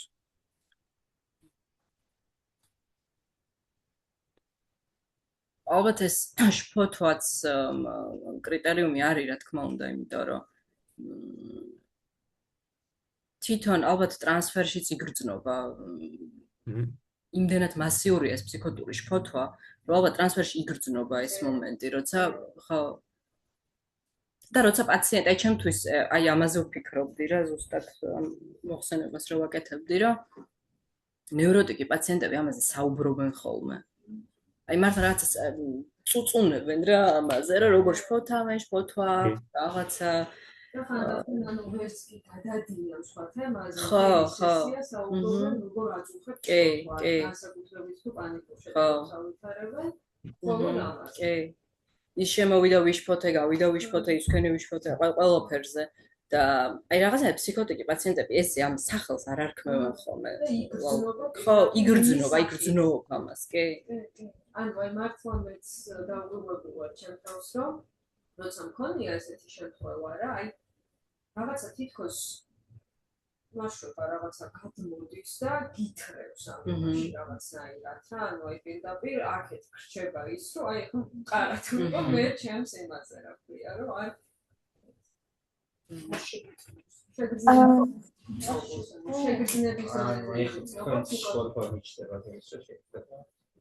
შეიძლება რაღაც კითხოთ. დიახ, გისმენთ. პირველ რიგში დიახ, მადლობას მოგახსენებთ. რაც შეეხება ფსიქოს და კოშმარს შორის დავინტერესდი, თქვენი აზრით მაინტერესებს. მაგალითად, კოშმარს შორის ხო შეიძლება რომ თვით რეალიზაცია და თვით რეფლექსია იყოს ის გარდამტეხი მომენტი, როდესაც შეიძლება კოშმარის გააზრება მოხდეს და გამოსვლა რაღაც მხრივ აქედან. რო ავიღოთ თუნდაც ლუციდური სიზმრები, როდესაც ინდივიდი ჩვეულებრივად რაღაცის წინაშე არის, საფრთხის წინაშე კოშმარშია და რაღაც მომენტში იაზრებს, რომ ეს კოშმარია, მის წინაშეა და თითქოს აქედან გამოსვლის გზა არსებობს. და ფსიქოზის შემთხვევაში თუ ადამიანი ვერ იაზრებს, რომ ფსიქოზურ მდგომარეობაშია, აქედან გამომდინარე მაინტერესებს თქვენი დიფერენცირება კოშმარსა და ფსიქოს შორის. რამდენად მოსალოდნელია რეალიზაცია თვითონ ფსიქოს შორის, თუნდაც ფსიქოტურ ადამიანში. ფსიქოტურ ადამიანმა რომ გაიაზროს, რომ ამ ხო, მდგომარეობაშია. თითქოს ეს მდგომარეობა დიახ და დასრულების მომენტი დადგება თუ რა გააზრები, გამოსვლის ამ ფსიქოტურ მდგომარეობიდან. იცით რა, არ ვიცი კოშმარზე ხა გიგაგიპასუხებთ ალბათ, მაგრამ კოშმარი ალბათ შეიძლება რომ ნევროტიკთან კი არა და რა ვიცი, აქვს უცრებია ხა ყველას კოშმარი, ხო? და ეს რაღაცა ეპიზოდია, როდესაც იჭრება რეალური ისევე როგორც ფოთვაც იჭრება ჩვენ ყოველდღიურ ცხოვრებაში და ამას აქვს რაღაცა დასაწყისი და დასასრული. მაგრამ ფსიქოზი ხა ეს არის უფრო მდგომარეობა ფსიქიკური სტრუქტურის, რომელიც ესეთ ეპიზოდურ ხასიათს მაინდა-მაინც კომპენსაცია ატარებდეს ეპიზოდურ ხასიათს, მაგრამ საბოლოო ჯამში სტრუქტურა ამის უკან. კოშმარიდან გამოსვლას საუკეთესო გზა არის გაღვიძება. არ არის საჭირო რომ კოშმარში რეფლექსია სუბიექტს ვერ ექნება, სიზმრის მნახველი ვერ ესე იგი ცნობიერების და ლოგიკის და კოგნიტური აზროვნების ესე იგი ფსიქოლოგიის კანონებით, ცნობიერების და ლოგიკის კანონებით ვერ მოქმედებს სიზმარში, ხო? რა თქმა უნდა, ფროიდი ამბობს, მე სიზმარში მეს ბოლომდე არ ზინავს, ცენზურას ბოლომდე არ ზინავს, მაგრამ ფუნქციონირებს ფსიქიკური აპარატი განსხვავებული ლოგიკით, ამიტომ ძნელია კოშმარში რაციონალური თვალით შეხედოს მძინარე მე იმ სცენას, რომელიც მის თავს ხდება. ჯერ ერთი რეალობის შემოწმება არ არსებობს სიზმრისა და კოშმარის დროს, ანუ ის რაც მე მესიზმრება, ჩემთვის ისეთივე რეალურია, როგორც რომ ნამდვილად გადამხდენოდა თავს. ამიტომაც არის რომ ჩვენი ემოციები და აფექტი სიზმარში ისეთივე მძიმეა, მაგალითად თუ შეგვატყობინებენ ახლობელი ადამიანით გარდაცვალებას, როგორც ეს შეიძლება იყოს ცხადში თითქმის. ძალიან საინტერესო იყო რაც შენ თქვი ელნე, როცა ლაკანი ამბობს რომ ლანგუას ნეპას ანჟობჟე. ესე იგი რო თარგმნოთ ეს რომ შფოთვა არ არის არც მთლად ობიექტის გარეშეა. იმიტომ რომ საერთოდ შფოთვის განმარტება რა არის განსხვავებით შიშისგან ფსიქოლოგიაში და ამას ფროიდი აკეთებს ამ განმარტებას რომ შიში გულისხმობს იმას რომ არსებობს რეალური ობიექტი რომელიც იწვევს შიშს, ხოლო შფოთვა არის მდგომარეობა, ანუ შიშის მდგომარეობა, როცა არ არის ობიექტი. მაგრამ ლაკანი ამბობს რომ არ არის ესე, არის ობიექტი წარმოდგენილი შფოთვის დროს და ეს ობიექტი სწორედ არის განდევნილი ობიექტი. პირველადი დაკარგული ობიექტი, რომელთან შეხებაც ყოველთვის აღძრავს შფოთვას. სიყვარულის ობიექტი მაგალითად, ოცნების ობიექტი, სურვილის ობიექტი, ნებისმიერი მიახლოება სურვილის ობიექტთან ან პერსპექტივა. მაგალითად, როდესაც სტუდენტს უნდა რომ წავიდეს საზღვარგარეთ სასწავლებლად და უცბად პროფესორი პოზიტიურ წერილს მიწერს, ამ სიხარულთან ყოველთვის არის ძლიერი შფოთვა, ან მაგალითად, როდესაც უდასტურებენ რომ რაღაც კარგი ხდება. რაც უფრო ახლოს დგება სუბიექტი თავის სურვილის ობიექტთან, მით უფრო ძლიერია ხოლმე შფოთვა, უბრალოდ როგორც შენ თქვი, ნევროტული სუბიექტი ფანტაზმით შეიარაღებული უახლოვდება ამ ობიექტს, რომელიც მაშინ როდესაც ფსიქოტიკი ანვითარებს ბოდვას. ამ ესე იგი ობიექტთან და დაკარგულ ობიექტთან შეხებაში ყოფი ფსიქოტიკი. თუმცა ეს ბოდვაც კარგად მუშაობს. რა თქმა უნდა, ყოველთვის არა ალბათ, მაგრამ მაინც არა მუშაობს. ბოდვის შემდეგ ვითარდება რაც შენ თქვი სეხწიწვიდა, ანუ დარწმუნებულობა. მაგრამ ყველა შფოთვაში არის ეს დარწმუნებულობა. ძალიან რთულია პაციენტი, რომელიც მოდის შფოთვითი აშლილობით, ვთქვათ, ესეც ძალიან ზოგადი ტერმინია, ხო, რაც ნიშნავს შფოთვითი აშლილობა. შფოთვა ფსიქოზის დროს, შფოთვა ნევროზის დროს, როცა მოდის, ხშირად გეკითხება, სულ ასე ხომ არ ვიქნები. ან მაგალითად ეს არის რაღაცა შფოთვა არის ერთგვარი გარინდება აწმყოში, საშინელი მდგომარეობა, გონია რომ სულ ასე იქნება.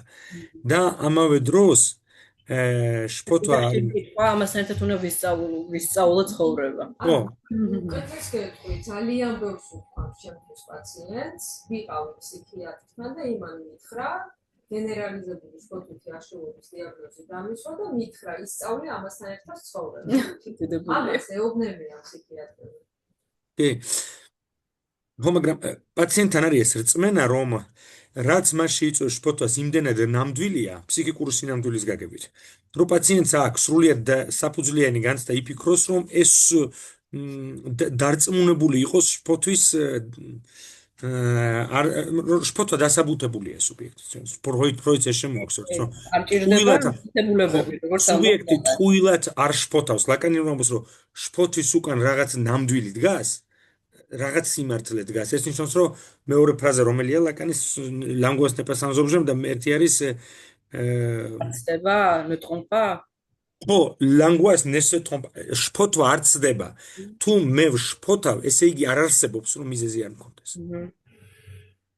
არასდროს ეს შფოთვა მე შეიძლება ვეჭვობდე, მე შეიძლება სიყვარულის ემოცია მქონდეს, ილუზიაში ვიყო, ან სიძულვილს განვიცდიდე და ეს იყოს გარკვეული სატყუ არა წარმოსახვით რეგისტრის დონეზე, მაგრამ თუ შფოთავ, ესე იგი რაღაც ისეთ ვაღებ ხელს, სადაც არის ჩემი ფსიქიკური სინამდვილე.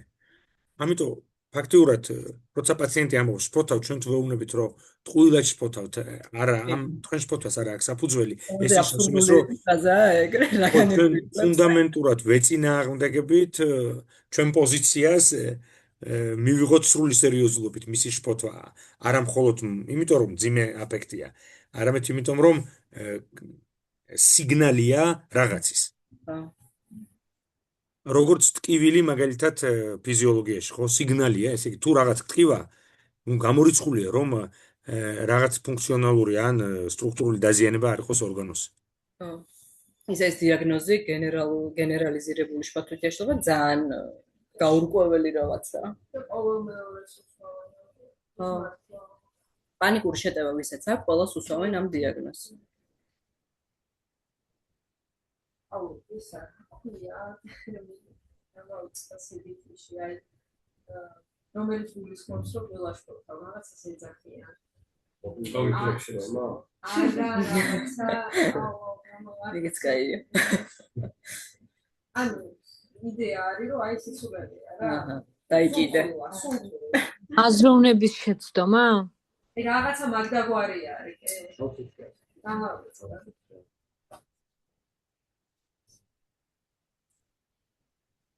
არა, ის შენის.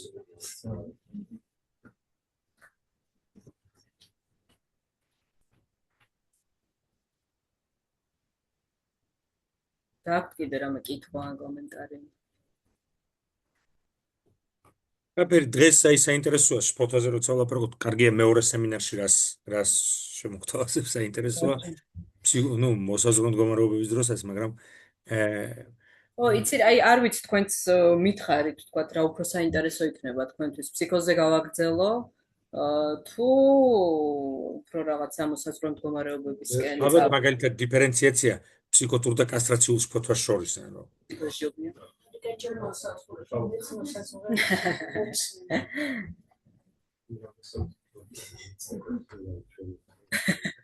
პოლი გავაკეთოთ და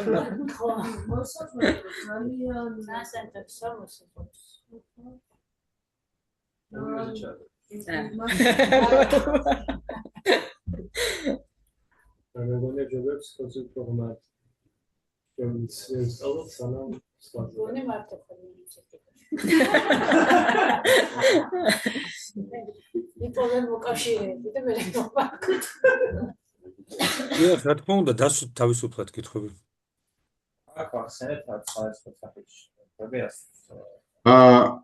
არის მის. ისმის ჩემი? კი, აი, იცით დარბაზში ცვამე კითხვას და მე თქვენზე.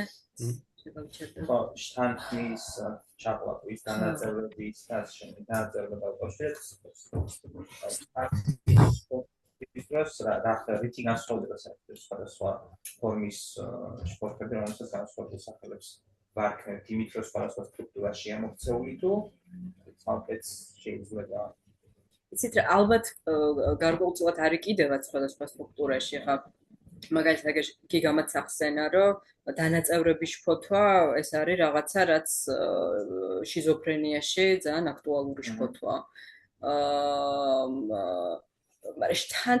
მაგრამ შთანთქმის შფოთვა მე მგონი ეს ის არის ზუსტად რომელიც ალბათ ნევროშიც არის და ფსიქოსშიც იმიტომ რომ ეს ზუსტად ასახავს იმას რომ დიდი სხვა აქ არის და შენგან რაღაცა უნდა და ეს რომ შენგან რაღაცა უნდა ეს ნევროშიც შეიძლება რომ თავისუფლად იყოს ხო იმიტომ რომ ნევროტიკს აქვს ეს შფოთვა რომ რა უნდათ ეხა ჩემგან ას მოითხოვენ ობსესიური ნევროტიკი ხო ამავე დროს ეს ბოდიში დავასრულებ მაგრამ იმ განსხვავებით რომ ნევროზში სუბიექტი ეგეთ დროს იდენტიფიცირებულია დედის ფალოსთან რაც არ არის ფსიქოსში იმიტომ რომ ეგ ფალოსი ფსიქოსში საერთოდ არ არის იმიტომ რომ დანაკლისის აღმნიშვნელია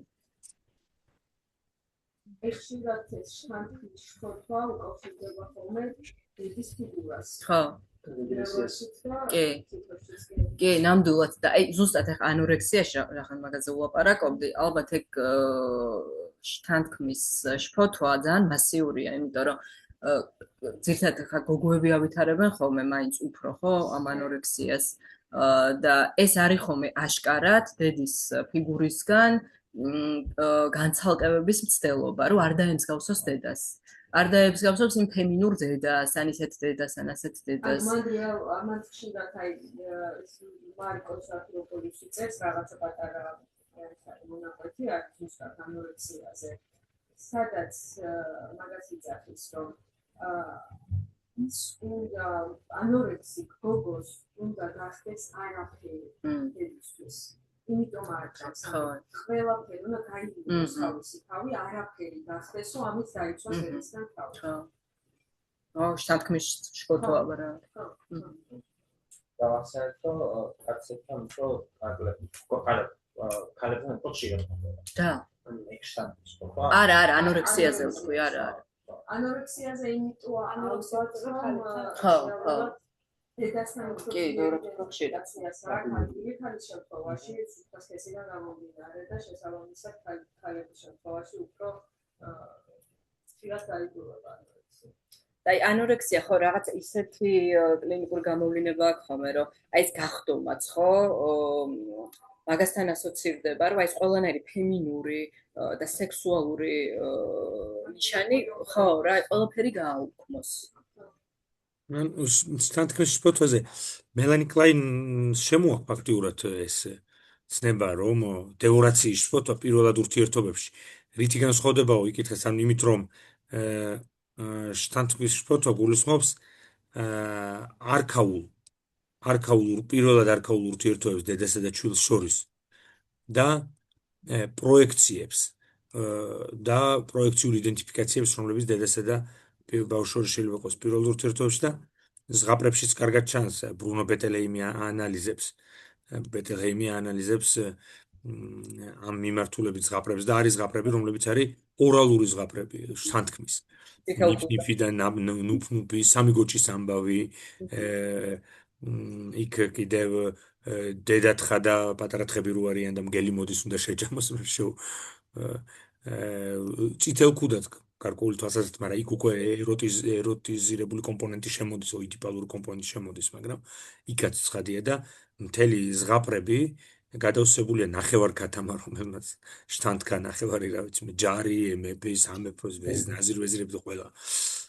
და გელის პერსონაჟი ცხადია ზღაპრებში და თქმულებებში და მსოფლიოს ხალხთა ეს შთანთქმის შფოთვა იყო გადასანსრული სხვის მიერ და მერე როცა მოდის როგორც წესი ან მონადირი ან ესეთი სიმბოლური მამის ფიგურა რომელიც ამოიყვანს მუსლიდან. ისე საინტერესო რომ სამგოჩი ამის მუქარაა და წითელ ქუდებში განხორციელებულია და მერე მოდის ეს მონადირე და ამოიყვანს. კი. მაგრამ მე მგონი შარლ პეროს პირველად ვერსიაში არავითარი მონადირე არ მოდის. ხო, რჩება? კი, ეს მთავრდება, რეალურად მთავრდება. მე მგონი ანდერსენის ვერსია, რომელიღაც ბოლო ვერსია ესეთი ადაპტირებული წყალებში, რა თქმა უნდა. თუმცა ნამდვილი ორიგინალი წითელ ქუდაში არავითარი მონადირე არსად აღარ მოდის. ამ წერტილია. ანუ რეაბილიტაცია არ ხდება. არა, რჩებია. ნუ გელმა შეგჭამოს რეალურია, მაგრამ მე ხა იმის მოცილან ამოგიყვანო ეს ძალიან ფანტასტიკური. ანუ ეს თანქმის ეხება ის დედას, რომელიც არის მხოლოდ დედა. დედასთან, რომელიც არ მუშაობს მამის კანონით და მამა ვერ აცალკევებს დედას. და ამ შემთხვევაში ანუ დედას მხოლოდ დედა არის, მას ქალის როლი საერთოდ დაკარგულია. ხო და ამ თანქმის ფოტოზე გამახსენდა ახლა მაინც ამორებს გოგოებს რო შევეძებ. კაცებთანაც არის, ნევროტიკ კაცებთანაც არის წარმოქმნილი. მაგალითად ის რომ ქალის ფიგურა მას თანხმობს, ანუ პენეტრაციის შიში არსებობს, ხო, რომ აი რაღაცა სიზმრებიც კი არსებობს ის გავსი, რომ რაღაცა შემოაყავს რაღაცა ესეთი.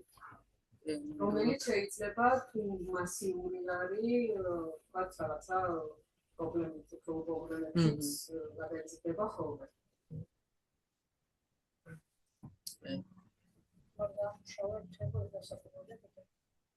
როგორ? თუ არ იმუშავებს მაგასაკითხზე დასაქმებია.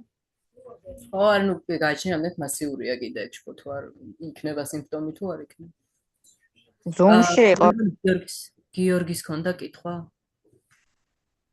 მოგესალმებით, ძალიან საინტერესო სერია არის მსგავსი შეხვედრების. მადლიერი ვარ ამისათვის. მე არა ვარ პროფესიით ფსიქიატრი, არც სტუდენტი როგორც ასეთი, უფრო ემპირიულად მაინტერესებს ხოლმე, რომ რაიმე კლასიკური თეორიული ცოდნიდან რისი პერიფრაზირება ძალიან ხშირად არის თქვენი სერიების განმავლობაში, რომ ცოტა უფრო სოციუმისაკენ ვთარგმნო და უფრო მეტი ამოცნობის შესაძლებლობა მქონდეს სოციუმის. ეხლა ამ ფოტოებთან დაკავშირებით მაინტერესებდა უშუალოდ ჩემი პირადი და აქვე ვიტყვი რომ სუბიექტური შეხედულებით, ნუ არ ვარ პაციენტი როგორც ასეთი, სუბიექტური შეხედულებებით, მაგრამ პირადად მაქვს ხოლმე შფოთვითი ეპიზოდები, ასე რომ ვთქვათ, და ეს გამოიხატება რაში?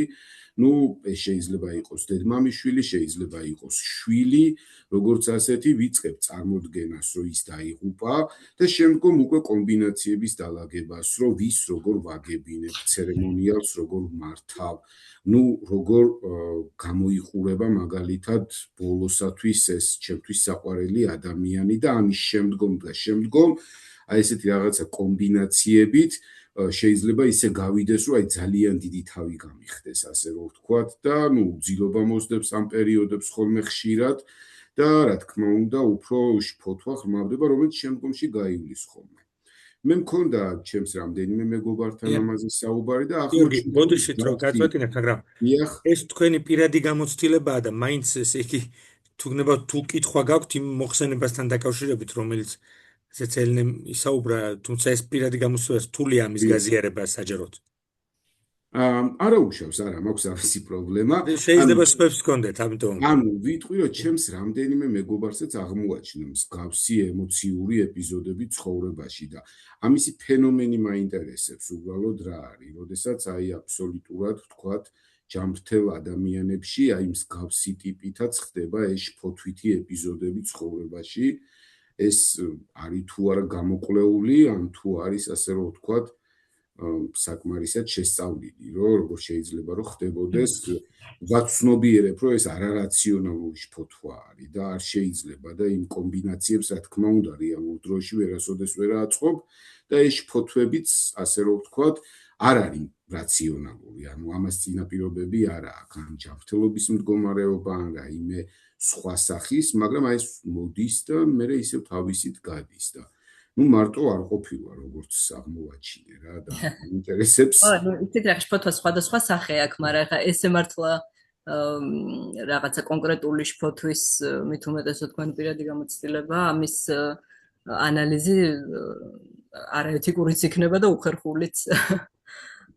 მე გიჩვენებ რომ მაშინ უფრო პირადად გაიაროთ ეგ საკითხი. კარგით, მადლობა დიდი. ომარ არის კიდევ კითხვები? ერთი კითხვა მაქვს ბოდიში, თუ შეიძლება. ისმენ. მადლობა პირველ კამერა რიგში შეგიძლიათ ძალიან ჩარწოთ? საინტერესო. კამერა? ეხა ვერ ვთაუბრობთ. კარგი, არა. ტექნიკური პრობლემა არის. თუ შეიძლება დავსვა ესე. დიახ.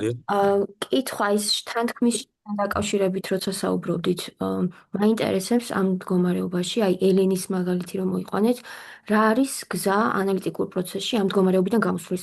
ან რა როლს იღებს ამ პროცესში ანალიტიკოს? თქვენ ახსენეთ მამის როლი ხო სიმბოლურად მამის როლი არ ფუნქციონირებს ამ პროცესში და მაგიტომ ხდება ესეთ გამწვავება ამ მდგომარეობის და აი ამ თანთქმის შიშთან გამკლავება რაღაც ისეთთან რაც საშიშია და სიცარიელიც ახსენეთ აი რა ხდება როგორ ხდება როგორ უნდა გამოვიდეს ანალიტიკოსი როგორ ეხმარება ამ დროს ამ მდგომარეობასთან ჭიდილში თქვენ კითხულობ ფსიქოზში ხო ფსიქოზის შემთხვევაში დიახ აი ეს თანთქმის შიში ელენისთან თქვენი მაგალითი ხო იგივე არის ანუ თანთქმის შიშით იყო გამოწვეული ეს ანორექსია და თქვენ ახსენეთ რომ მასწავლებელთან რაღაც სექსუალური რომანტიკული სახის მესმის ხო და ზოგად პასუხს გაგცემთ ამაზე ფსიქოტიკის შემთხვევაში ვთქვათ რა არის თერაპიულ პროცესში მნიშვნელოვანი თერაპიულ პროცესში მნიშვნელოვანია რომ სხვა იყოს შემოსული სიმბოლურად და ფსიქოტიკი გამოვიდეს აი იმ რაღაცა წრიდან რაშიც ტრიალებს რატო იყო ამ შემთხვევაში ვთქვათ როდეს ეს პაციენტი ავითარებს ბოდვით ტრანსფერს იქ ყოფ იმაზე რა ქვია ფსიქოლოგზე რატოა მნიშვნელოვანი იმიტომ რომ ფსიქოში როდესაც ტრანსფერი მყარდება ეს უკვე თავისთავად მნიშვნელოვანია იმიტომ რომ ტრანსფერი თუ მყარდება ეს ნიშნავს იმას რომ სხვა შემოდის ფსიქიკურ რეალობაში და ეს სხვა არის იმის შანსი რომ გახდეს ესე იგი სიმბოლურის მატარებელი, სიმბოლურის შემომტანი იმ სიცარიელეში და იმ რეალობაში, რაშიც ტრიალებს ფსიქოტიკი. და განკარგი მოხდეს. ბატონო კი ეგ გასაგებია, მაგრამ აი ეს სიცარიელეში ზუსტად რა იგულისხმება? ანუ აი დედის ნეგატიური დედის ხატთან რაღაც ურთიერთობის დალაგება და აღქმა იმ რეალობის, რა რეალობაშიც იზრდებოდა ადამიანი, ანუ აი ამ სიცარიელეში ზუსტად რა იგულისხმება. განკურნება აი ამ ფსიქოტური მდგომარეობის რა სურათი დგება ბოლოს, ანუ ეგ და თუ არის ეგ გამოცდილება. ხო.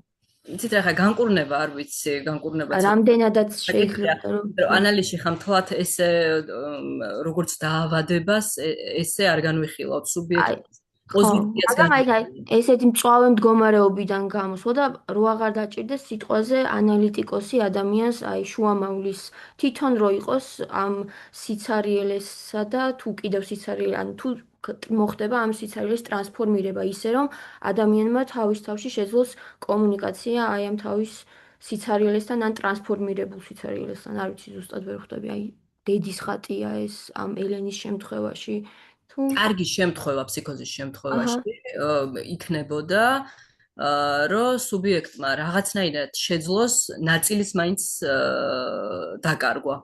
ანუ რაღაცა ნაწილის სიმბოლიზირება მაინც შეძლოს. და შეძლოს რომ ლაკანს აქვს ესეთი ლაკანი გვთავაზობს სამ წრეს. ეს არის სიმბოლური, რეალური და წარმოსახვითი. და ეს სამი წრე ერთმანეთზე არის ისე გადაბმული, რომ ერთი თუ ჩამოიშლება მთელი სტრუქტურა. ესე გვიხსნის ფსიქიკურ სტრუქტურას. ფსიქოზის შემთხვევაში სერიოზული დაღი ადევს აი ამ სიმბოლურ სფეროს, რომელიც არ მუშაობს ფსიქოზის შემთხვევაში. მაგრამ და თერაპიულ პროცესში მნიშვნელოვანია ზუსტად ის, რომ აი ეს სიმბოლური რგოლი იყოს რაღაცნაირად ამუშავებული. იმიტომ რომ სიმბოლური გულისხმობს იმას, რომ სუბიექტისთვის ობიექტები არა რაღაცა საგნებს წარმოადგენენ, არამედ შინაარს იძენენ. და ესე იგი, მაგალითად, როდესაც ადამიანი იწყებს ლაპარაკს, ხო? პატარა ბავშვი, როდესაც ამოიდგავს ენას, ეს გარკვეულწილად არის უკვე სიმბოლური დაღი. იმიტომ რომ ჩვენ ვიცით, რომ სიტყვაში ყველაფერს ვერ გამოვხატავთ და ვჯერდებით იმას, რომ ჩვენ სიტყვებში რაღაცას დავკარგავთ. ანუ ვჯერდებით იმას, რომ ჩვენ ყველაფერს აწი ვეღარ გამოვხატავთ, რასაც ვგრძნობთ. ხო, მას შემდეგ რაც ლაპარაკი, ეს არის ერთგვარი კასტრაცია სუბიექტისთვის, იმიტომ რომ შევიდა ენაში. დარჩება რაღაც უთქმელია. ხო, დარჩება რაღაც და ამას ვეგუებით, რომ დარჩება რაღაც, რაც არის უთქმელი. და ფსიქოტიკის სუბიექტისთვის ენას არ აქვს იგივე მნიშვნელობა, რაც აქვს ნევროტიკისთვის. ენა ხდება, როგორ ვთქვათ, აი, მანდ არის სიცარიელე ზუსტად, ენა ხდება ცარიელი. ბოდვა, რაღაცა სიმბოლოების რახარუხია, რაც თვითონაც არ იცის სუბიექტმა რა არის. და თერაპიულ პროცესში ხდება ამ ენისთვის ზუსტად ესე იგი შევსება მნიშვნელობით. როდესაც აღნიშნული და აღნიშნული ერთმანეთთან დაკავშირდება და სუბიექტი დათანხმდება იმას, რომ ის იქნება, ესე იგი, მარკირებული აწი ამ დანაკლისით. მაგრამ ბოლოსკენ ლაკანი გვთავაზობს ერთ-ერთი ბოლო სემინარია სიმპტომი, სადაც ახლა ამაზე ბევრს ვერ ვილაპარაკებ, მაგრამ სადაც ის აი ამ წრეში სიმბოლური წარმოსახვითი და რეალური გვთავაზობს კიდე ერთ რგოლს, რაც არის სიმპტომი. არა სიმპტომი, არამედ ეს არის სიმპტომი. და აღწერს ჯეიმს ჯოისის მაგალითზე. აღწერს რა კუთხით ახლა, რომ ეს სიმპტომი, ანუ ამბობს, რომ ჯოისისთვის ენა იყო რაღაცა, რაც მის სტრუქტურას იჭერდა. და ეს თუ სწორედ მახსოვს ახლა, ეს ბოლომდე ფსიქოზშიც კი არ გაყავს მე მგონი, ლაკანს არ ვიცი ზუსტად ეგრეა თუ არა, არამედ რაღაცა სხვა კიდე რაღაცა სხვა სტრუქტურა, რაც შეიძლება იჭერდეს აი ამ სამ რგოლს. ჯოისის წერა ასრულებდა მის სუპლიანსის, ანუ საყრდენის ფუნქციას, რომ ეს ჩამოშლა ფსიქოტური დეკომპენსაცია არ მომხდარიყო. თუმცა ეს სუპლიანს რაც არის როგორ იქნება ქართულად? ერთგვარი დასაყრდენი, ერთგვარი დასაყრდენი, ხო, ეხლა რეალურად ავარჯენია, პროტეზი. ხდება ძალიან მნიშვნელოვანი რაღაცა რა, მარტო ჯოისზე რო არ როგორ რაღაცა იყო ჯგუფში. როგორ? არა, ბოდიში ვიხდი, ბოდი უბრალოდ. ხო, მნიშვნელოვანი რაღაცა ხდება ეს საყრდენი და ხშირად ვთქვათ ახლა ფსიქიატრიულ სამონტყოფებში ასეთ ადგილებში თერაპიულ პროცესში თითქოს შეაქვთ რეალურად რაღაცა გამაშუალებელი იქნება და შეიძინოს აი ეს სუპლეონსის საყრდენის როლი ფსიქოტიკი პაციენტისთვის. აძლოვა ძალიან დიდი.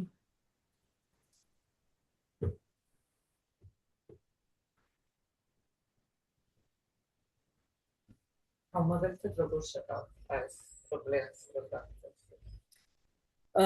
იცით რა, აი ეხა კონკრეტული მაგალითი რომ მოვიყვანო,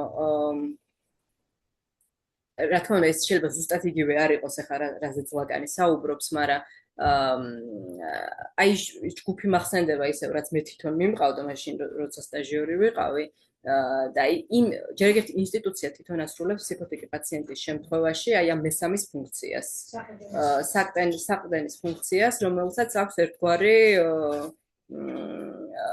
ხო, მამის ფუნქციის როლი აქვს რა, მესამის მამის ფუნქციის როლი აქვს სუბიექტისთვის, იმიტომ რომ ის არის წესრიგი, ის არის რაღაცა, რაც აორგანიზებს სუბიექტის ყოველდღიურობას და შესაბამისად მის ფსიქიკურ რეალობასაც და შფოთვის კონტეინირებასაც ძალიან ხშირად ფსიქოტიკი პაციენტები, რომლებიც ხვდებიან ინსტიტუციაში, ეს ძალიან მნიშვნელოვან როლს ასრულებს მათთვის. ეხლა მე მაინდა-მაინც ჩვენ სტრუქტურებზე არ გვაქვს ლაპარაკი, იმიტომ რომ თვითონ დეზორგანიზებულია ჩვენი ფსიქიატრიული სამონტყოფოები, მაგრამ იდეაში ასე თუ ისე გამართული სტრუქტურა ამ როლს ასრულებს. და აი ვთქვათ რაღაცა ატელიეები შიგნით რაც არის ხოლმე მერე, ხო? ეხლა ამ ჯგუფის იდეა მაგალითად მე რაც მიმყავდა იყო ესეთი, რომ რაღაცა ჯგუფს თვითონ უნდა მოეგონა, ასე ვთქვათ, რაღაცა პროექტი და მე ამ პროექტს თვითონ უძღვებოდა. და ყველას უნდა გადაენაწილებინა რაღაცა ვალდებულებები და საკუთარ თავზე აიღო, რაც ძალიან პრობლემურია რეალურად ფსიქოსში, იმიტომ რომ ფსიქოტიკ სუბიექტს ძალიან უჭირს ფსიქოტიკები ყველა, მაგრამ ნუ ზოგს შიზოფრენია ქონდა, ზოგს ბიპოლარული, ზოგს პარანოია. ანუ ეს უჭირს პასუხისმგებლობის აღება, ხო? ანუ ამაზე იყო ზუსტად მიმართული. მაგრამ იქ ჩანდა, რომ თერაპიულ მუშაობაში ზოგი პაციენტისთვის აი თვითონ ეს შეტანილი ობიექტი ჯგუფში, რაც შეიძლება იმ მომენტში ყოფილიყო ის რაღაცა პროექტი, ხდებოდა ზუსტად აი ამ საყრდენის ფუნქციას ასრულებდა. ალბათ თუნდაც იმ პაციენტისთვის, რომელზეც მოვყევი. იმდენად მნიშვნელოვანი იყო მისთვის, რომ ნუ ჩდება კითხვა რა როლს ასრულებდა მისთვის ეს ჯგუფი. ანუ იმის თქმა მინდა რომ თავისთავად რაღაცა ჯგუფი ან ინსტიტუცია ან რაღაც თავისთავად როლს ვერ შეასრულებს, მაგრამ არის იმის შანსი, რომ პაციენტის სტრუქტურაში ამან დაიკავოს რაღაცა ადგილი. მე მახსენდება ერთ პაციენტი, აი ეს საყრდენის როლი და ფუნქცია ჰქონდა მის რწმენას. იაოვა სენტის მოწვევა ძალიან მოზარდობდა.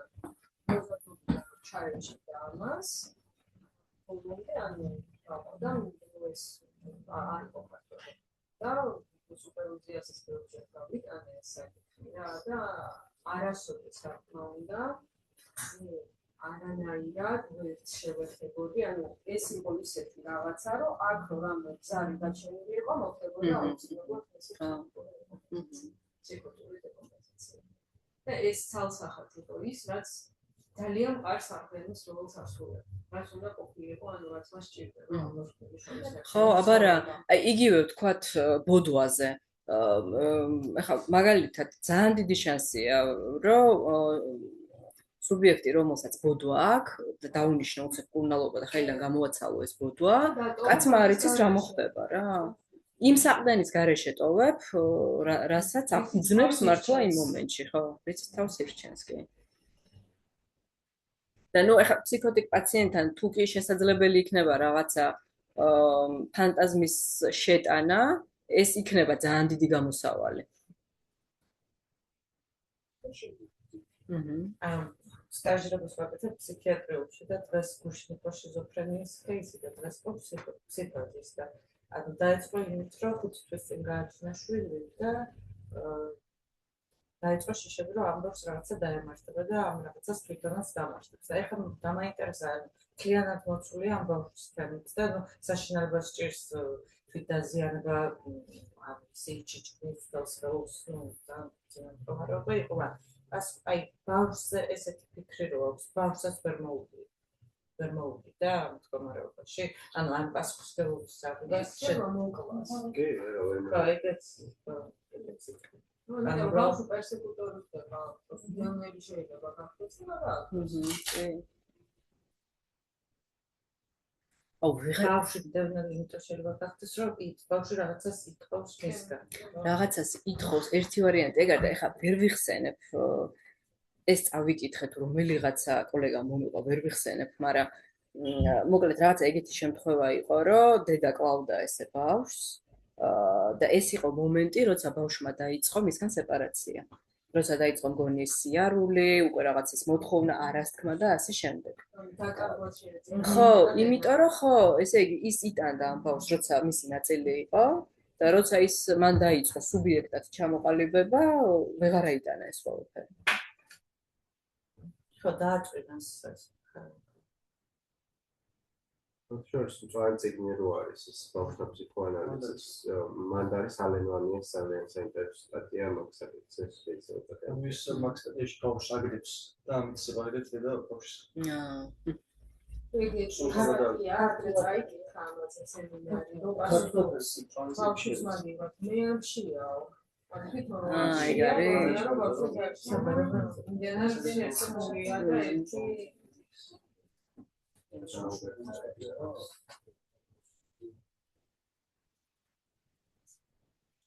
ალანვანიეს არის და ვანიას კი მარტო ეგ არის ვანიას ის YouTube-ზე ისწრებს მოხსენია სემინარი წევს ფსიქოსზე. ვიდეო ამ ვანიეს კიდე აქვს ორივეს.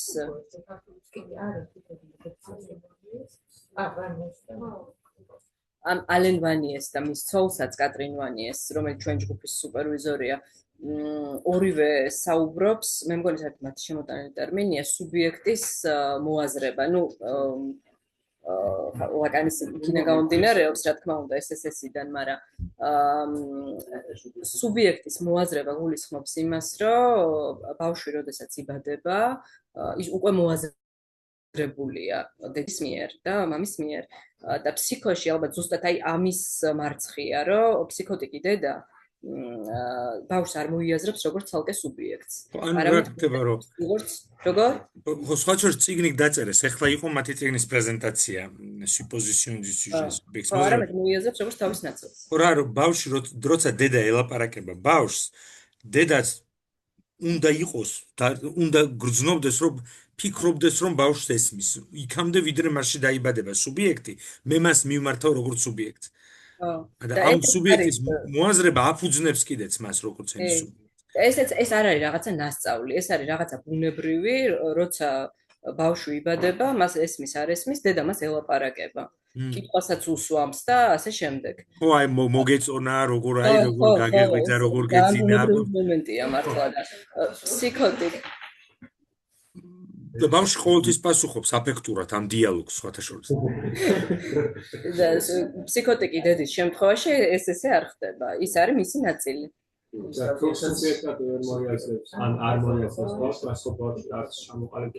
ეგრე გამოდის. ეგ არის ფსიქოზის საწყისი ალბათ. სტადია საინტერესო არის განმარტებული რაც ნიშანი და მერე და ის რომ ბავშვის სტილი თავიდან რეალურად ძახილის ფუნქციას არ ატარებს. ხო, ეხლა მეც გამახსენდა ეს სტატია. და დედა მას ნაგულისხმის სუბიექტი ეგ არის. კვალიფიკაცია. ჯერ დედა ბავშვი მოხმობს. რეალურად ეს მოხმობა არ არის. და ამით ამ მოხმობის სტატუსსაც აფუძნებს. ანუ დედა აკეთებს ამის კვალიფიკაციას ზუსტად. და ეს რაღაც ალბათ იგივეა, რაც მელანი კლაინი რაზეც ლაპარაკობს ფსიქოტიკ ბავშვებთან დაკავშირებით, რომ ინექცია უნდა მოახდინოს სიმბოლურის. ეგრე ხდება ნებისმიერი ბავშვის შემთხვევაში, დედა იწყებს აი ამ სიმბოლურის ინექციით მასთან ურთიერთობას. აი ზვანი ეძახს ამ სტატიაში სწორედ აი რაც ვთქვით, რომ სუბიექტი კლაინზე, რომ ახდენს სიმბოლიზმის რეალურ დიქთან, პატარა დიქთან არის პოსის სტრუქტურა. ანუ ინტერპრეტაცია ესე იძახს ზუსტად, რომ ინტერპრეტაცია ეკეთება იმის, რაც არის რეალურად. მაგრამ კლაინაზე საკეთებს მას შეაქვს ეს სიმბოლიზმი, ასე ვთქვათ, ამ სტრუქტურა. როცა დიქს მიაქვს ეს საკამოშო პოსტები აეროპორტის სტრუქტურა სადგურის აქეუბნება, რომ მამა შედის დედაში თუ რაღაცას. დიკი შედის დედაში ესეულა. ანუ რეალურად დიქთან არაფერი არ იყო ესე იძახს მანია რა, რომ საგნები და ადამიანები იყვნენ ერთი. მაგრამ რატომაც იყო წარმატებული რაღაცის მომენტი.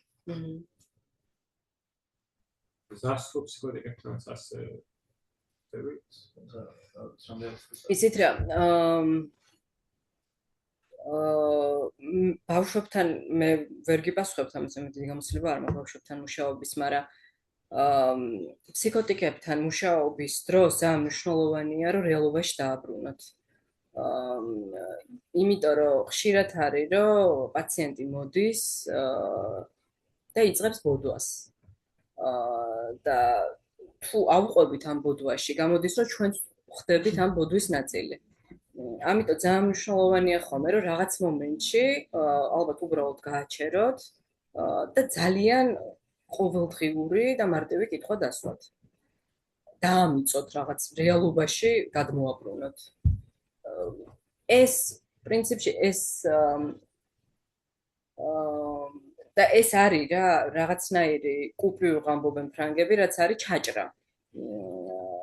ჩაჭრა ამ სიტყვის, რაც იმას კი არ ნიშნავს, რომ ყვეტაც როგორ წვეთის შეთანა. როგორ? ყვეტაც მე. ხო, კი არ არის რომ შეეწინააღმდეგო ან დაეთანხმო ან რაღაცა. უბრალოდ სხვა რეგისტრში მიკავს. და პრინციპში ნევროტიკ პაციენტებთანაც არის ხოლმე ეგეთი მომენტები განსაკუთრებით დივანზე ალბათ, როცა რაღაცა ნამეტანი ფანტაზმში მიდის და რაღაც მომენტში დგება რა ეგ მომენტი, რომ აქტ ანალიზი გააკეთო, რომ აი უბრალოდ შეწყდეს ახლა ეს და რაღაცა სხვა რაღაცისკენ წავიდეს. არ ვიცი რამდენად კავშირშია, მაგრამ მახსოვს აქცენტს როც ვფიქრობდი ამაზე, პოლიტიკურ თარგმნების კონზე, რომ აი როცა ამბობს, რომ ქართულ ესენს მოხმართ, რომ ვინც გამოსული არის უცხოელი აგენტი. მას რო ვკითხოს, რომ მე არ ვარ უცხოელი აგენტი, უკვე მის თამაში ხარ. მის ბუდუში.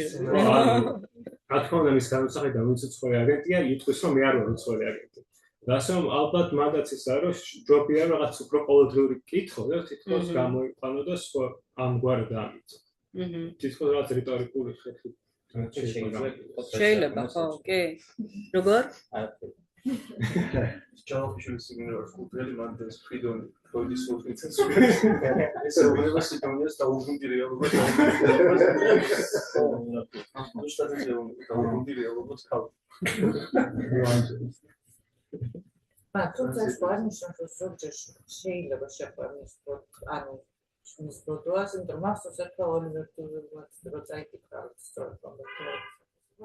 აი რაღაც მომენტში აყვა რაღაც პროდუაში და ამით მიაღწია რაღაცა მისანს მასთან. ხო, არ ვიცი. ეს თქვენ მეგონი მას გულისხმობთ, რომ აი ყურის მაგალითზე და ყურის მაგივრად ხრელი ხო რაღაცა დაიყო, გახსოვთ?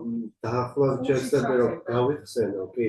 ანუ ეს იყო პაციენტი, რომელიც არ ჭამდა სხვებთან ერთად და თუ მივიდა და ეკითხება, რომ რატომ არ იკვებები შენ და მოდი ამაზე კაბინეტში ვისაუბროთ და წაიყვანს და გონი ეუბნება, რომ ირი არ მაქვსო და იმიტომ ვერ ჭამო. და ნუ მერე გამოდის და შეჭამს ეს კაცი და მერე ისევ არა, მან რაღაცა არის, ეს და ჩახედა. არა, ეს მეორე თქო შევა მე. ეს მეორე. შეჭამს და მერე დაბრუნდება და მერე ჩახედავს ყურში. ხო.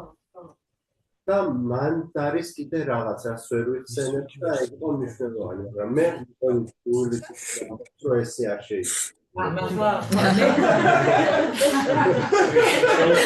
მასე არ ქნათ.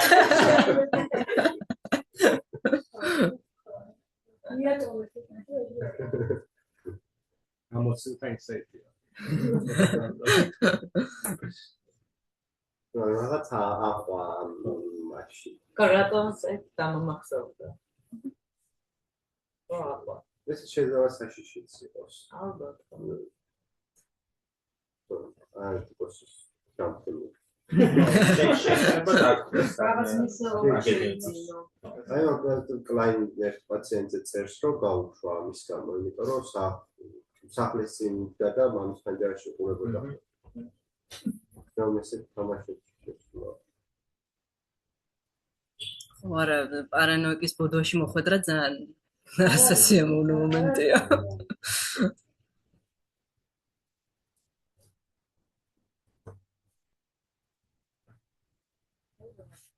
და ამ ზუსტად რა ეს ტრანსფერის ამბავი ფსიქოში. თვითონ ტრანსფერის ამბავიც ძალიან რთულია ფსიქოში, იმიტომ რომ თუ არის ტრანსფერი, ისიც ძალიან მასიურ ხასიათს ატარებს. როგორ ჩქოთვა?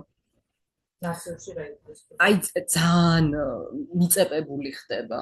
და ხო, ძალიან ახდენს აი ამ ბოდვის პროექციას ანალიტიკოსის ფიგურაზე და ასე შემდეგ. და ამიტომაც აი რომ ესეთ ხარ თუ ფსიქოტიკ პაციენტებთან კაბინეტში მუშაობა პრინციპში ძალიან რთულია რა ალბათ რა. აი ეგეთ დროს როგორ ცოტა სახიფათოც ალბათ არ ვიცი ხო. აი ეგეთ დროს სტრუქტურაში მუშაობა ალბათ ძალიან გამართლებულია და იმიტომ რომ მარტო არ ხარ რაღაცნაირად ის ტრანსფერი ნაწილდება სხვაებზეც. და აი მართლა მე უკვე ინსტიტუცია ხდება ეს მესამის ფუნქცია. ჟან ურია ესეთი ანალიტიკოსი, რომელიც წერდა ბევრს ინსტიტუციურ მუშაობაზე ფსიქოტიკ პაციენტებთან. და აი ის ამბობს ზუსტად მაგას, რომ ინსტიტუცია არის როგორც მესამე ფსიქოტიკი პაციენტისთვის და ხო, სადაც ეს რაღაცნაირად პასუხისმგებლობა და ტრანსფერი, პასუხისმგებლობაც და ტრანსფერიც ნაწილდება. რომ ანალიტიკოსისთვის პრინციპში რთულია, რომ ესეთი ტრანსფერი მარტო მაიჭა. კაბინეტში არ მუშაობს ფსიქოთერაპევტთან, მაშინ როგორ შეგვიძლია რომ იმუშაოს მასთან? ინსტიტუციაში მაგას გულისხმობ. არა, კაბინეტში ჯერ ეგერთი არიან ფსიქოთერაპევტები, რომლებიც რა ვიცი, ყველა ადამიანი სხვადასხვანაირია რა, ხა გააჩნია რაშია, რა პოზიცია აქვს და როგორ. მაგრამ მე გულისხმობ, როცა ძალიან მძიმე პაციენტია რა, ალბათ მასთან არის რთული მუშაობა კაბინეტში. ვენცისლავი გვეუბნებოდა ამ შემთხვევას, რომ ჩემს გვერდზეო, ჩემს კოლეგას აქვსო ქალსო კაბინეტიო და ყოველთვის როცა შემოვა ხოლმე ჩემთან და მეუბნება, ხო ხარო ეხა აქო, იმიტომ რომ უნდა იცის, რომ უნდა მიიღოს ძალიან მძიმე პაციენტი ფსიქოტიკი და ყოველთვის ამოწმებს ხოლმე გვერდით კაბინეტში თუ არის ვინმე ანალიტიკოსი. ხო, იცი რა, ანალიტიკოსი ეს არის ამის სირთულე. ანალიტიკოსთვისაც მნიშვნელოვანია, რომ მესამე რეალურად მოიაზრებოდეს. და როცა მარტო ხარ, ცოტა რთულია რომ მოიაზრო.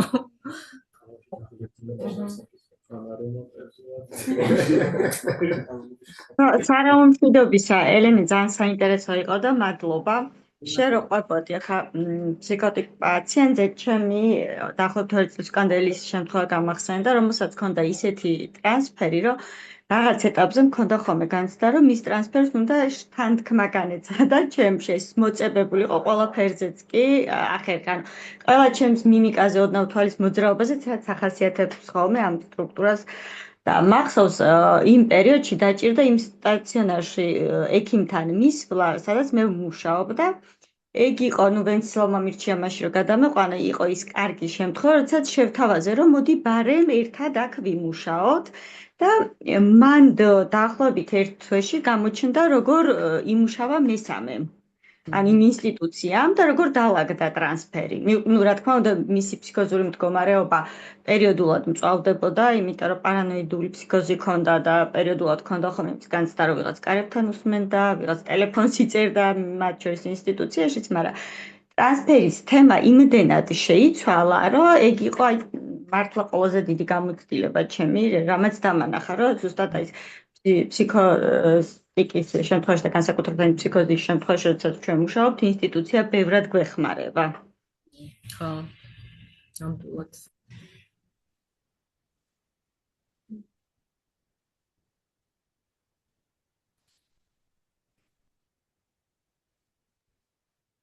დიდი მადლობა, მე უნდა დაგემშვიდობოთ.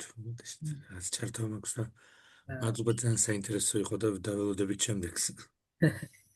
მადლობა მოსმენისთვის. კარგით, თუ გაქვთ კიდე კითხვები ან რა ვიცი, ხوارგინოთ რამე განვიხილოთ. მადლობა ელენე. დიდი მადლობა. მადლობა დიდი. მადლობა. ძალიან საინტერესო იყო, მადლობა ძალიან დიდი. მადლობა. მადლობა ელენე, საინტერესო იყო ძალიან.